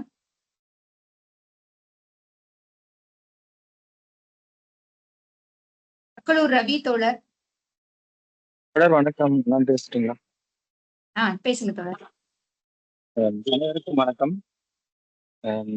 கோமதி ஐயாவுடைய பேச்சு கேட்கறதாக நானும் உள்ள வந்தேன். தொடர்ந்து நுழைவுலத்துல நான் வந்து நடக்கிற நிகழ்ச்சிகளை கலந்துகிட்டு இருக்கிறேன். நுழைவுலத்தோட பலமே இந்த நூல்களை தேர்வு செய்து அதை பேசக்கூடிய நபர்கள் சிறப்பாக அவங்க அந்த உரை நிகழ்த்துறதுதான் நுழைவுலத்தோட மிகப்பெரிய பலம் அப்படின்னு நினைக்கிறேன். அந்த வகையில நிறைய நல்ல நூல்களை அறிமுகம் செய்துக்கிட்டே இருக்கிறாங்க. அதே போலதான் இன்றைக்கும் கோமதி ஐயாவுடைய பேச்சு எப்போதுமே நாங்க ரசிப்போம். அவரு எனக்கு தெரியல, இந்த ஒரு புத்தகத்தை மட்டும்தான் படிச்சுட்டு வந்திருப்பாரா, இல்ல இதுக்காக அவர் நிறைய மெனக்கடல் எடுத்திருப்பாரு, நிறைய புத்தகங்களை படிச்சுட்டு தான் இங்க வந்து பேசுவார். அதுக்கேற்ற மாதிரியே தான் அவரோட உரையும் இருந்தது. இருவேறு காலங்களை ஒப்பிட்டு அன்று நடந்ததும் இன்று நடந்ததும் அப்படிங்கிற அந்த ஒரு அதெல்லாம் சேர்த்து வச்சு இந்த நாவலை வந்து இது தவிர்க்க கூடாது அப்படிங்கிறத வந்து அந்த ஆணித்தரமா வந்து இந்த கேட்டுக்கிட்டு இருந்தவங்க வந்து கட்டாயம் படிக்கணும் அப்படிங்கிற ஒரு எண்ணத்தை ஏற்படுத்தினுச்சு இந்த உரை அப்படின்னு தான் சொல்லணும். நிறைய விஷயங்கள் வந்து ஒரு புத்தகத்தை எடுத்துக்கிட்டீங்கன்னா நீங்க எப்படிலாம் அதை அணுகணும், என்ன மாதிரியான அது கூட தொடர்புடைய விஷயங்களை வந்து நீங்க எங்க படிக்கணும் அப்படிங்கிறத வந்து எப்போதுமே சொல்லிட்டே இருப்பாரு. இன்றைக்குமே அதே மாதிரிதான் இருந்தது இன்றைய உரையுமே. நிறைய பாடங்கள் எங்களுக்கு வந்து இதை போல இலக்கியத்தின் மீதான ஆர்வத்தில் பண்ணி வந்துகிட்டு இருக்கிறவங்களுக்கு வந்து இது வந்து ஒரு வகுப்பறை மாதிரி நாங்க உணர்றேன் நான். அந்த வகையில் இந்த நிகழ்ச்சிக்கும் இதை ஏற்பாடு பண்ணி இதை சிறப்பாக நடத்திட்டு இருக்கீங்க அனைவருக்குமே நன்றி சொல்ல கடமைப்பட்டிருக்கிறேன். கோமதி ஐயாவுக்கு மிகப்பெரிய நன்றி. இந்த புத்தகத்தை அறிமுகம் செய்து வைப்பதற்கும் கட்டாயம் இதை படிக்கணும் அப்படிங்கிற ஆர்வத்தை ஏற்படுத்தினதுக்கும் நன்றிங்க. நன்றிங்க தோழர், ரொம்ப அருமை. உண்மைதான். நூல் தேர்வு ஒரு பலம் நுழைப்புழத்துக்கு அப்படின்னு சொல்லியிருக்கீங்க. தவிர்க்க முடியாத நாவலா நீங்க வாசியா ஆகணும் அப்படிங்கறத முன் வச்சிருக்காரு அப்படிங்கறத சொல்லியிருக்கீங்க. ரொம்ப மகிழ்ச்சி. நன்றிங்க தோழர். தோழர் அடுத்ததாக சந்தியா நடராஜன் தோழர் இருக்காங்க.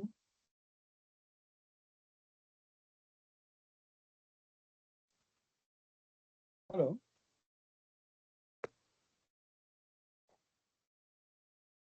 ஹலோ தோழர் பேசுங்க தோழர், கேக்குது.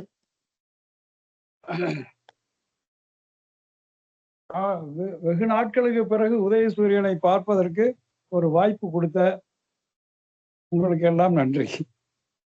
ஆனா காலைல திருப்பள்ளி எழுச்சிக்கு காலையில 6:30 மணிக்கு கோயிலுக்கு போகலாம். ஞாயிற்றுக்கிழமை காலையில இப்படி படுத்துறீங்களா நியாயமா? இது என்னுடைய முதல் கேள்வி. தூக்கம் கிடையறதுக்கு 1 மணி நேரம் ஆகும். 7:30 மணிக்கு மீட்டிங் ஆரம்பிங்க. வாஸ்தவம், இப்படி உடற்பயிற்சி கொடுக்க கூடாது. 1. 2வது, இதுதான் என்னுடைய முதல் மீட்டிங். இங்க நேற்று கோமதி சங்கர் சொல்லியிருந்தார். இதுல எனக்கு ஒரே ஒரு விஷயத்தை நான் ஆன்சர் பண்ண வேண்டியிருக்கு. எஸ்ஆர்சி சொல்லும்போது வஉசியினுடைய படத்தை அதுல போடுறது எவ்வளவு பொருத்தம் அப்படின்னு ஒரு கேள்வியை கேட்டிருக்காரு. இங்க கேள்வி கேட்டு மாத்திரம் அமையக்கூடாது, அதுக்கு மாற்று சொல்லணும். நம்ம ஊர்ல கேள்வி கேட்கறது விட்டுதான் வினாவேந்தர்களாகவே எல்லாரும் இருக்காங்க. இப்ப வஉசி படத்தை போடாம அந்த அட்டை படத்தை எப்படி வடிவமைத்திருக்கலாம் அப்படின்னு ஒரு கருத்தை சொன்னா நல்லா இருக்கும். இந்த என்டையர் டாக்குமெண்ட் வஉசியினுடைய சென்டென்ஸ், ஜட்ஜ்மெண்ட் 2 பேஸ் பண்ணி தான் இந்த நாவல் தங்கியிருக்கு. அப்ப வஉசி சிறையில இருக்கிற மாதிரி ஒரு படத்தை போடாம வேற எந்த படத்தை ஒருத்தன் போட முடியும்? இதுதான் என்னுடைய கேள்வி. அதனால கான்சியஸா செஞ்ச வேலை தான் இது. அதை நான் ரொம்ப தெளிவா எஸ்ஆர்சி சாருக்கு சொல்ல விரும்புகிறேன்.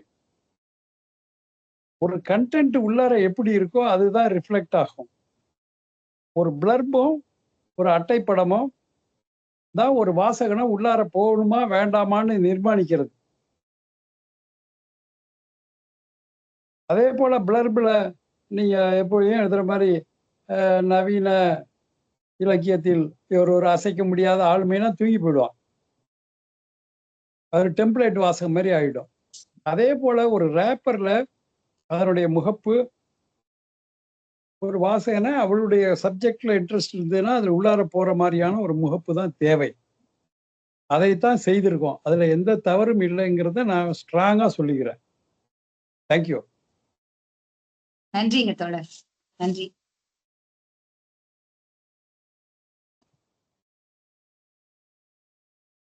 அடுத்ததாக சுமதி தோழர்.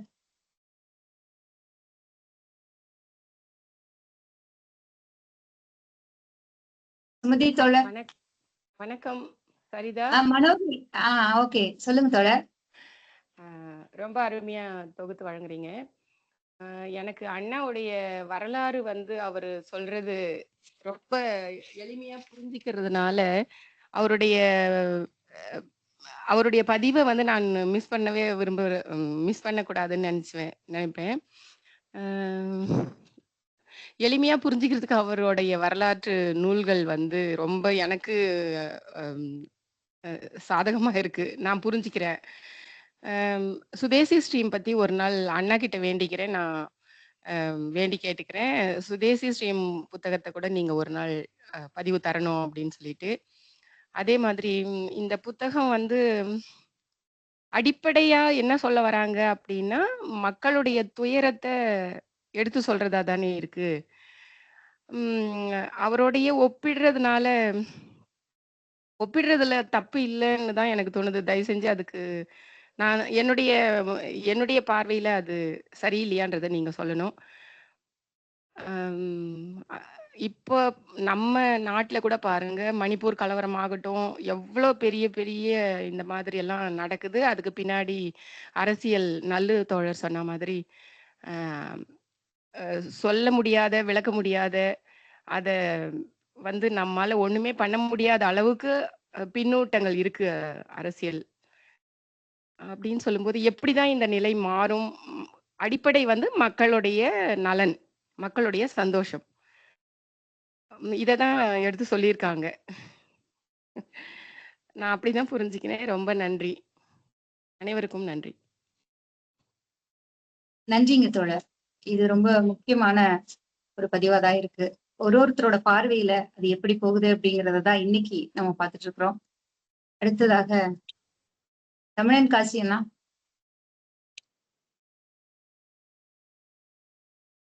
வணக்கம்.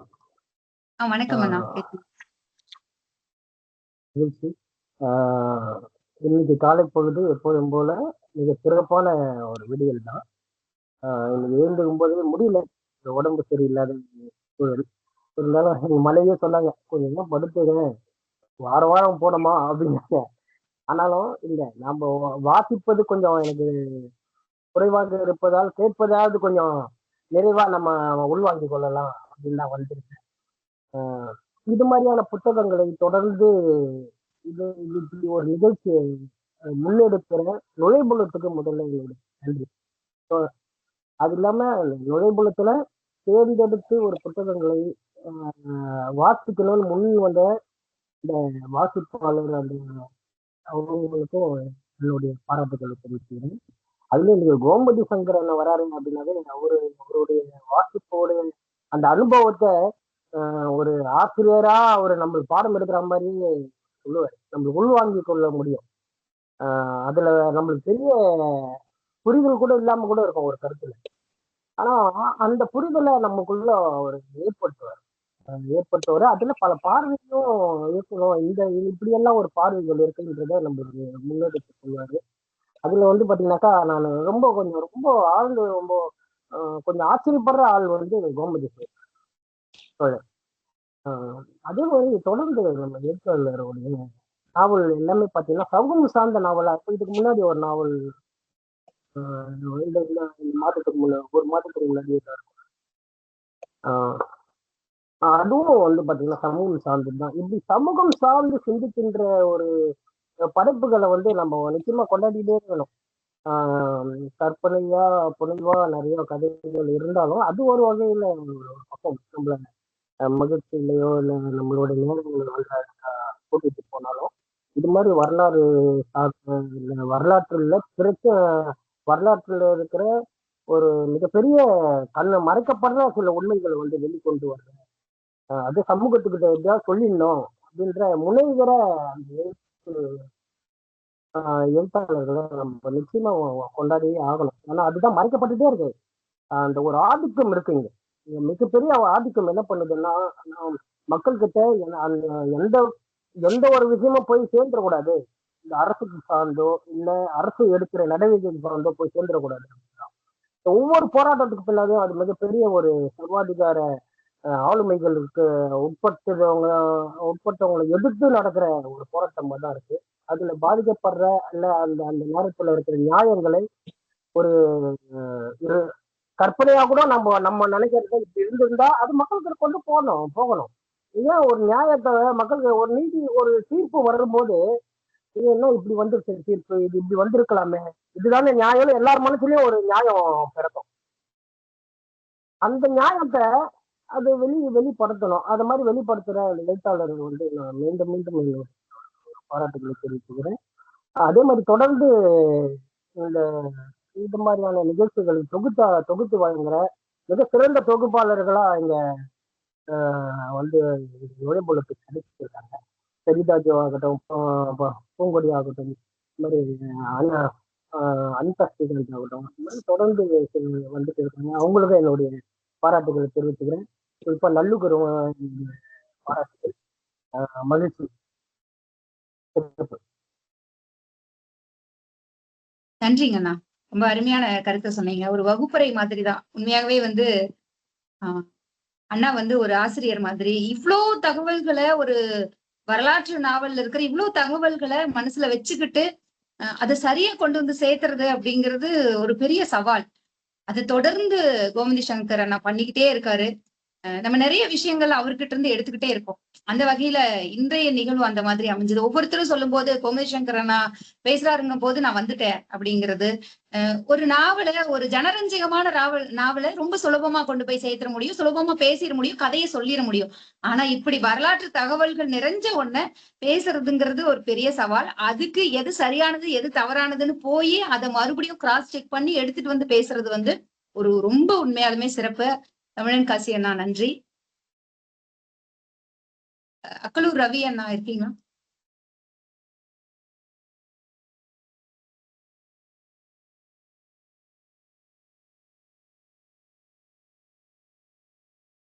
வணக்கம். ஒரு 2 நிமிஷம். ரொம்ப இந்த விஷயங்களோட ரொம்ப ஒன்றித்து போய் கோமதி பேசினாரு. எப்போதுமே ஏதாவது ஒரு விஷயத்தை பற்றி பேசணும், தன்னுடைய கருத்தை தெரிவிக்கணும் அப்படின்னா அதனோட ஒன்றி போயிடுவாரு என்பதோடு மட்டுமில்ல, அது சார்ந்த விஷயங்களை தேடி பிடிச்சு படிச்சு அந்த விஷயங்களை ப்ரொஜெக்ட் பண்ணணும், சொல்லணும் என்பதுல ரொம்ப ஆர்வத்தோட இருக்கக்கூடிய ஒரு நண்பர். இப்போ சமீபத்துல கூட ஒரு இடத்துல அதை வந்து பார்ப்பதற்கான எனக்கு ஒரு வாய்ப்பு கிடைச்சது. அடுத்த ஒரு நிகழ்வுக்காக ஆவலோடு எப்படி அவர் வந்து தன்னை தயார்படுத்திக்கிட்டு இருக்கிறார் அப்படிங்கிற ஒரு விஷயத்தை நான் பார்த்தேன். அவருக்கு என்னுடைய வாழ்த்துக்கள். இந்த மாதிரி புத்தகங்களை அறிமுகப்படுத்துகிற நுழைகுலத்துக்கு என்னுடைய வாழ்த்துக்கள்.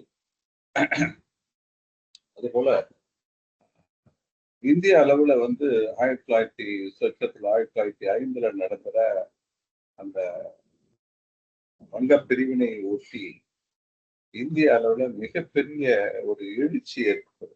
முக்கியமா ஒரு 4-5 இடங்கள்ல நடந்ததுல தமிழ்நாட்டினுடைய அதனுடைய பங்களிப்பை நம்ம முக்கியமா சொல்லணும். தமிழ்நாடு, மகாராஷ்டிரா, குறிப்பா அது தோன்றிய இடமான வெஸ்ட் பெங்கால், அன்னைக்கு இருந்த ஒன்றிணைந்த வங்காளம், தமிழ்நாடு, மகாராஷ்டிரா, இன்னும் 1-2 இடங்கள்.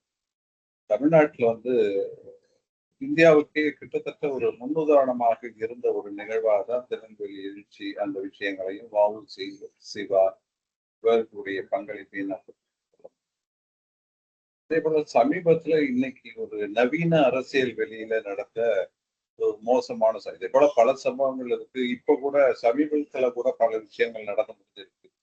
இந்த இப்ப ஆட்சி நடத்துறதுக்குள்ள பல விஷயங்களை செய்திருக்கிறாங்க. அப்போ நடந்திருக்கு மோசமான விஷயங்கள் நடந்திருக்கு. வேங்குடி வயலுங்கிற ஒரு அற்புதமான விஷயத்தை, அந்த ஒரு அரசியல் ஒரு நிகழ்வை சுட்டி காட்டுவது போல ஒரு நல்ல ஒரு புத்தகத்தையும் சுதா எழுதியிருக்காரு. அதே போல இந்த அரசியல் பதிவுகளை வந்து ஒரு எழுத்தாளர் துணிந்து பதிவு செய்வது, அது மறைமுகமாவோ இல்ல எக்ஸ்பிளிசிட்டிவாவோ அந்த விஷயத்த சொல்றது வந்து ரொம்ப அதுக்கு ரொம்ப தைரியம் வேணும். அதுவும் இன்றைய காலகட்டத்துல அரசியல் சார்ந்த விமர்சனம் வைப்பது வந்து அதுக்கு ரொம்ப இன்னும் சொல்ல போனா மிகப்பெரிய துணி வேணும். அந்த விஷயத்த சுரா அவர்கள் தொடர்ந்து செய்துகிட்டு இருக்கிறாரு. அதனால 2 முக்கியமான நிகழ்வுகளை ஒரு சின்ன விஷயம் இருக்கு. அது எஸ்ஆர்சி சொன்னது போல எனக்கும் நான் கோமதிட்ட சொன்ன சில விஷயங்களை பேசியிருக்கேன்.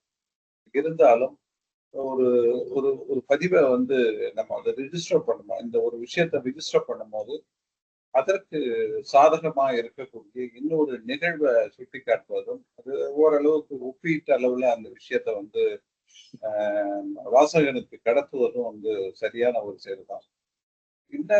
இதை விட முக்கியமான ஒரு விஷயம்னா ஒரு படைப்பாளிக்கு, ஒரு கிரியேட்டிவ் ரைட்டருக்கு ஒரு விஷயத்த தன்னுடைய பாணியில, தன்னுடைய மனம் தோன்ற பாணியில மற்றவங்களை புண்படுத்தாத வகையில பிரசன்ட் பண்ணுவதற்கு எல்லா உரிமையும் உண்டு அப்படின்னு தான் நான் பார்த்தேன். அதனால அப்படி அதை வந்து நான் வந்து உள்வாங்கிட்டேன். இவர் வந்து ஒரு படைப்பாளி. அந்த படைப்பாளி தன்னுடைய கருத்துக்களை செறிவாகவும் நயமாகவும் சொல்வதற்கு ஒரு ஊடகத்தையோ இல்லை ஒரு விஷயத்தை எடுத்து சொல்வதற்கான ஒரு முழு உரிமையும் உண்டு. ஒரு புறா அவர்கள் தன்னுடைய இந்த அரசியல் விமர்சனத்தை ரொம்ப அழகான முறையில் இந்த புத்தகத்திலையும் வைத்திருக்கிறார். அதை வெளிக்கொண்டு வந்த நண்பர் சந்தியா நடராஜனுக்கு என்னுடைய வாழ்த்துக்களை தெரிவித்திருக்கிறேன். சுரா அவர்கள் தொடர்ந்து இதை போல ஒரு நல்ல படைப்புகளை தர வேண்டும் என்பதையும் நான் சொல்லிக் கொடுப்பேன். நன்றி. நன்றிங்கண்ணா. நிறைய கருத்துக்கள் சொல்லியிருக்கீங்க. ஒரு எழுத்தாளர் வந்து துணிந்து பதிவு செய்யணும் சில விஷயங்களை அப்படிங்கிறதையும், சில முரண்கள் இருந்தாலும் அதை தாண்டி இந்த புத்தகம் ரொம்ப முக்கியம் அப்படிங்கிறதையும் உங்களுடைய பேச்சின் வழியாக புரிஞ்சுக்கிறோம். அடுத்ததாக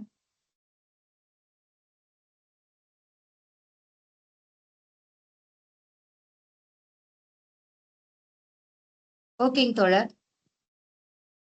நிறைவு பண்ணிக்கலாமாங்கண்ணா? கோமதி சங்கரனா,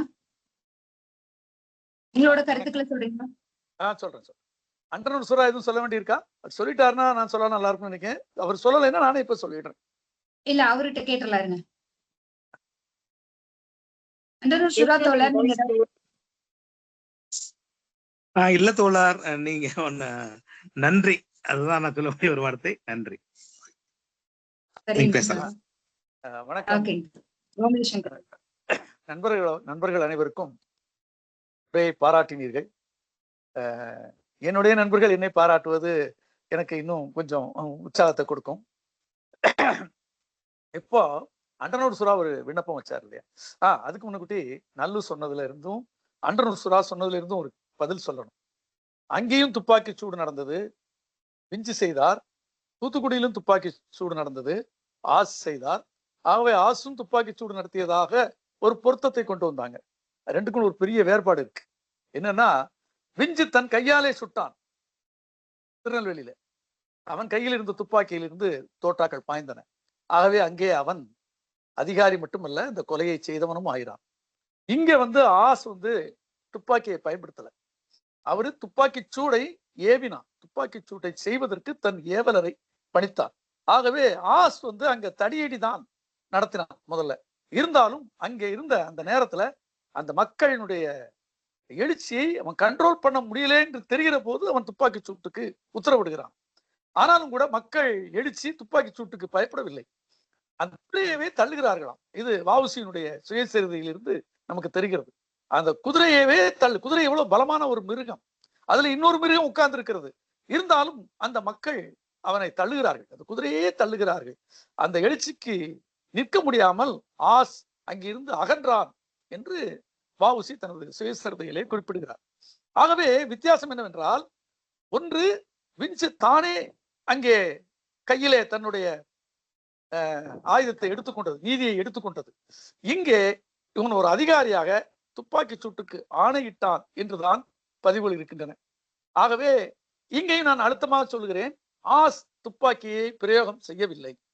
அது எனக்கு தெரிந்து நான் படித்த வரலாறுகளில் இருந்து ஆஸ் அடிச்சுவட்டில் என்ற வெங்கடாசலபதியுடையது, திருநெல்வேலி எழுச்சி வெங்கடாசலபதியுடையது, ரா பத்மநாபனுடைய ஒரு புத்தகம், 1908 முன்னும் பின்னும் என்று தொடர் காசி விஸ்வநாதன் எழுதிய புத்தகம், சுதேசி ஸ்டீம் என்று வெங்கடாசலபதி இப்பொழுது விருது வாங்கிய புத்தகம் என்று பல்வேறு புத்தகங்களை நான் படித்திருந்ததா என்னால் அதை இங்கே அழுத்தமாக பதிவிட முடிகிறது.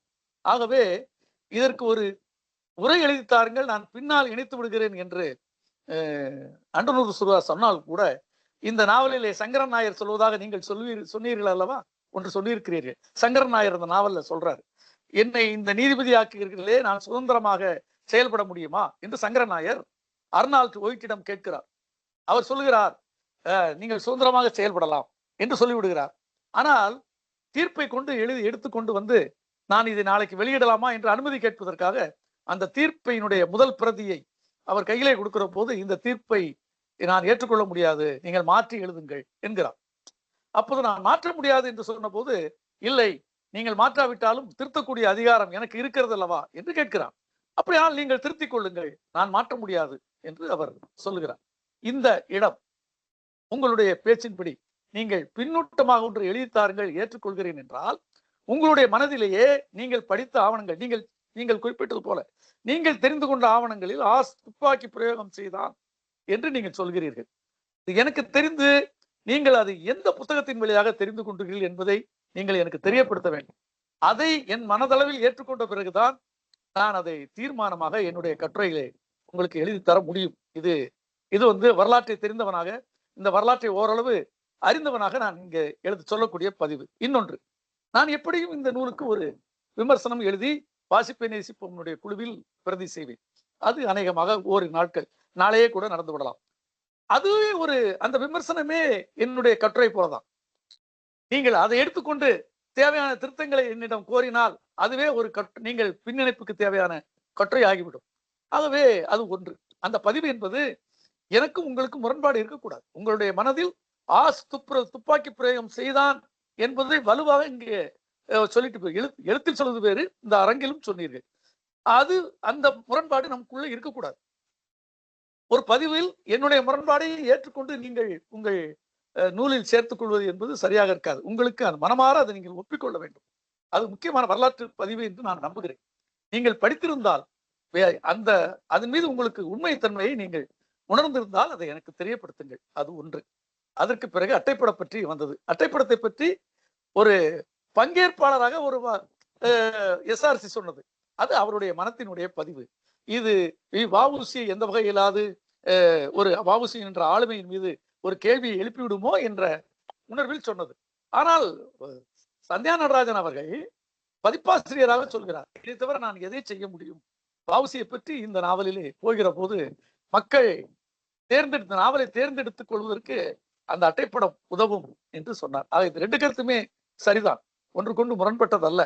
ஆனால் நான் ஒரு சந்தியா நடராஜன் சொன்னார் அல்லவா, வேறு எப்படி இதை நான் செய்ய முடியும்? இந்த அட்டைப்படத்தை தவிர உங்களுக்கு மாற்று கருத்து இருக்க வேண்டுமா? இருந்தால் சொல்லுங்கள் அப்படின்னார் இல்லையா? எனக்கு இருக்கு. இது வஉசியினுடைய அட்டைப்படம்னு நீங்க போட்ட உடனே இந்த நாவல்ல அவரு எழுத்தாளர் சொல்கிற கருத்து வாசகனை எட்டாது. எனக்கு அவருடைய குறிப்பு முன்னக்கூட்டி தெரிந்ததால் நான் அதை யோசித்தேன். இல்லை, நானும் யோசிக்காமலே இது வஉசி பற்றிய நாவல் என்று நான் கடந்து போயிருப்பேன் என்று கூட நான் நம்புகிறேன். ஆகவே ஒரு பக்கம் வஉசியை சொல்வது என்றால் இந்த அட்டைப்படம் பொருந்துகிறது என்றாலும் கூட ஒரு ஆலையின் படமோ, நச்சு கலந்த ஒரு நகரத்தின் படமோ, அல்லது ஒரு போராட்டத்தினுடைய சமகால போராட்டம் அல்லவா அது, ஒரு ஆலையை மூடுவதற்காக மக்கள் எழுந்து செய்த மிக நீண்ட கால இயக்கம் அது. வஉசி மாதிரி 4 நாட்களில் நடந்த வேலை நிறுத்த இயக்கம் அல்ல. அதை விட மிக பெரிதான நீண்ட நாளாக இன்றும் வரை தொடர்கிற மிகப்பெரிய மக்கள் இயக்கத்தினுடைய செய்தி இதில் சொல்லப்பட்டிருக்கிறது என்றால் அதை ஓரளவாவது காட்டக்கூடிய ஒரு படமாக அமைந்திருக்கலாமோ என்று எனக்கு தோன்றுகிறது. ஆனால் அதில் நான் சொல்வதற்கு ஏதும் இல்லை. ஒரு அட்டைப்படத்தை வடிவமைப்பது என்பது அந்த பதிப்பாசிரியரும் அந்த எழுத்தாளரும் சேர்ந்து நிர்ணயம் செய்வது. அவர்கள் என்று 2 பேருக்கும் இந்த அட்டைப்படம் உகந்தது என்றால் நாம் அதை சொல்வதற்கு ஒன்றுமில்லை. நாம் அபிப்பிராயம் மட்டும்தான் சொல்ல முடியும். மாற்று இருந்தாலும் இல்லாட்டாலும் எனக்கு இப்படி ஒரு மாற்று இருக்கிறது என்றெல்லாம் ஒரு வாசகனாக சொல்ல முடியாது. இது ஒரு கருத்து. அந்த அளவில் அவர் அந்த கருத்தை சொன்னார். நீங்களும் ஒரு பதிப்பாசிரியராக உங்கள் கருத்தை சொன்னீர்கள். ஆனால் அது உங்கள் சுதந்திரமான உரிமைதான். இன்னும் பார்த்தால் சில அட்டைப்படங்கள் நமக்கு வேறு சில ஊகங்களை தரும். அப்படி சில அட்டைப்படங்களை நாம் நாற்கரம் பதிப்பகத்திலே நாம் பார்த்திருக்கிறோம். வேங்குடி வயலுக்கான அட்டைப்படம் அப்படியானது. ஆனா ஒரு அட்டைப்படம் மட்டுமே வாசகனை இழுத்துவிடும் என்பது அவ்வளவு சரியான காரணம் இல்லை. ஏன்னா அட்டைப்படத்தை பார்ப்பவன் அவனுக்குள்ளே அது இயங்கினால் மட்டுமே அந்த நாவலை வாங்குவான். எல்லா அட்டைப்படமுமே நாவலை படிக்கிற ஒரு வாசகனுக்கு, புத்தகம் வாங்க வருகிற ஒரு வாசகனுக்கு ஈர்த்து விடும் என்று சொல்வதற்கு இல்லை. ஓரளவு அது ஒரு வணிக ரீதியில் வெற்றி பெறலாம். அந்த வகையிலே வஉசியினுடைய படம் இது வஉசி பற்றியது என்று அது போன்ற இயக்கங்களிலே ஆர்வம் உள்ளவர்கள் வாங்கக்கூடும். ஆகவே அந்த விஷயத்தை அப்படி வைத்துக் கொள்வோம். இன்னொன்று, மனோகரி கேட்டது, இந்த சுதேசி ஸ்ட்ரீமை பற்றி நீங்கள் ஒரு உரை தர வேண்டும். ஏற்கனவே நுழைபலத்தில் நாம் அதை செய்து விட்டோம் என்று நினைக்கிறேன். நான் நினைப்பது சரியா? தோழர் பிரசன்னா அவர்கள் அந்த உரையை செய்து விட்டார். சரிதானே? நல்லுலிங்கம், நான் சொல்றது சரிதானே? நுழைபலத்தில் நடந்து விட்டதல்லவா அந்த உரை? ஆமா தோழர், ஆமா. தோழர் பிரசன்னா அவர்கள் அந்த நூலை பற்றிய உரையை தந்து விட்டார். அது நமது நுழைபுலம் சேகரத்தில் இருக்கும். ஆகவே மனோகரி அதை தேடி படித்துக் கொள்ளலாம் என்ற அளவில் இதை முடித்துக் கொள்கிறேன். எனக்கு இன்னொன்று அவர் சொன்னார், இன்னொன்றும் ஒரு பிரச்சனை இருக்கு. அதுவும் அண்டனன் சுறா இப்போது விளக்காவிட்டாலும் முடிந்தால் எனக்கு விளக்கம் கொடுங்கள். என்னன்னா, நான் ஒரு குறிப்பு பார்த்தேன், சங்கரநாயர் எழுதிய குறிப்பு. அந்த அதாவது இந்த 40 ஆண்டு தீவாந்திர தண்டனைக்கு ஒரு இடைக்கால தடையை சங்கரநாயர் செய்தார். இந்த நாவல்ல வருது இல்லையா? அது நான் படிச்சேன்னு சொல்றாரு. எனக்கு அப்படி செய்திகள் இல்லை. சங்கரநாயருக்கும் இந்த வழக்கும், அதாவது மேல்முறையீட்டு வழக்கு, அது போக உங்க நாவல்ல கூட அது மேல்முறையீட்டு வழக்கு இல்லை. அந்த அதிகாரிகள் தங்கள் தங்களுடைய ஆட்சியில் நியாயம் தவறி நடந்தார்களா என்பதற்கான விசாரணை என்றுதான் நீங்களே ஒரு புனைந்து எழுதியிருக்கிறீர்கள். அப்படி ஒரு விசாரணை நடந்ததா என்று எனக்கு தெரியவில்லை. அப்படியே நடந்தாலும், நடந்ததாக எடுத்துக்கொண்டாலும், நீங்கள் கடைசியில் எழுதிய குறிப்பு, அதாவது இப்போது நீங்கள் சொன்ன அந்த இடைக்கால தடையை சங்கரநாயர் எழுதினார் என்றால் அவர் எவ்வாறு எழுதியிருக்க முடியும்? அப்படி ஒரு விசாரணை நடந்தால் தானே அப்படி ஒரு தீர்ப்பை அவர் சொல்ல முடியும். அப்படி ஒரு விசாரணையே புனைவு என்கிற போது அப்படி ஒரு குறிப்பை அவர் கொடுத்திருப்பாரா? அப்படி கொடுத்திருந்தால் அதையும் நீங்கள் எங்கே படித்துக் கொண்டீர்கள்? இங்கே அரங்கிலே சொல்ல முடியாவிட்டாலும் எனக்கு நீங்கள் தனியாக சொல்லுங்கள். அதுவும் ஒரு முரண்பாடான ஒரு செய்தி என்றே நான் கருதுகிறேன். அவ்வாறு சங்கரன் நாயர் இந்த மேல்முறையீட்டு வழக்கில் அவர் செயல்படவில்லை என்பதால் அவர் அப்படி ஒரு தீர்ப்பை, அவருடைய இடைக்கால தீர்ப்பை சொல்லுவதாக அவர் சொன்னார் என்பதாக நாம் அது புனைவாக ஏற்றுக்கொள்ளலாம், வரலாறாக ஏற்றுக்கொள்ள முடியாது என்றும் நான் இங்கே பதிவு செய்ய விரும்புகிறேன். ஆகவே இந்த நாவலை பற்றிய இத்தனை ஒரு நாவலாசிரியருக்கும் ஒரு வாசகனுக்குமான இத்தனை பரிவர்த்தனைகள், ஏற்றுக்கொள்வதும் முரண்படுவதுமான 2 விதமான பரிவர்த்தனைகளும் இருக்கிற போது இந்த நாவலை குறித்து நான் எழுதுகிற கட்டுரை உங்களுக்கு அதுக்கப்புறம் நான் கட்டுரை எழுதி தருகிறேன், விமர்சனம் எழுதி விடுவேன். விமர்சனத்தையே நான் ஒரு பகுதியை கட்டுரையாக உங்களுக்கு தந்துவிட முடியும். நீங்கள் ஏற்றுக்கொள்வதும் ஏற்றுக்கொள்ளாததும் உங்கள் விருப்பம். அப்படி ஏற்றுக்கொண்டாலும் மகிழ்ச்சி அடைவேன், கொண்டாவிட்டால் நீங்கள் கேட்டதால் தான் அதை சொல்கிறேன். நீங்கள் சொல்லாவிட்டாலும் இந்த நாவலுக்கான ஒரு விமர்சனம், நியாயமான ஒரு நேர்மையான பரிந்துரை விமர்சனம் வந்து சேரும். அதை நீங்கள் ஏற்றுக்கொள்ளுங்கள் என்று கூறி இத்தனை நேரம் என்னை பேச அனுமதித்ததற்கு மீண்டும் ஒரு முறை நன்றி கூறி நுழைபலம் அமைப்புக்கும் என்னுடைய மகிழ்ச்சியையும் அன்பையும் தெரிவித்து விடைபெறுகிறேன். வணக்கம். நன்றிங்கண்ணா. ரொம்ப ஒரு அருமையான நிகழ்வு. நுழைப்புலத்துல இன்றைய நிகழ்வு மிக முக்கியமான நிகழ்வு. எழுத்தாளருக்கும் வாசகருக்குமான அந்த இடையில இருக்கிற உரையாடல் அப்படிங்கிறது ரொம்ப ரொம்ப முக்கியம். நேர்மையான ஒரு பதிவாகவும், இதெல்லாம் இப்படியெல்லாம் கேள்விகள் வரணும், படைப்பாளரை நோக்கி இப்படியான கேள்விகள் வரணும் அப்படிங்கிறது இந்த இலக்கியத்துல ரொம்ப ரொம்ப முக்கியம். அதற்கான ஒரு முக்கியமான நிகழ்வா இன்றைய நிகழ்வு அமைஞ்சிருக்குது. தொடர்ந்து ஒவ்வொரு படைப்புகளும் இது மாதிரி ஒரு சரியான பார்வையோட நோக்கப்படணும் அப்படிங்கிறது ஒரு மிக முக்கியமான ஒரு விஷயமா இன்றைய நிகழ்வுல இருந்தது அப்படின்னு நான் நினைக்கிறேன். ரொம்ப ஒரு அருமையான நிகழ்வு. எழுத்தாளருக்கு வாழ்த்துக்கள். இன்னும் தொடர்ந்து எழுதுங்க சமூகம் சார்ந்த நாவல்களை. ரொம்ப அருமையாக எங்களுக்கு விளக்கம் கொடுத்த கோமதி சங்கர் அண்ணாவுக்கும் நன்றி. கலந்து கொண்ட அத்தனை பேருக்கும் நெஞ்சார்ந்த நன்றிகள். இன்னும் தொடர்ந்து உரையாடுவோம். அதிகாலை நேரத்தில் இலக்கியம் அதிகாலை நேரத்தில் எழுப்பி உங்களை அமரக்கூட வைக்கும், அதுதான் இலக்கியம். வாய்ப்புக்கு நன்றி. வணக்கம்.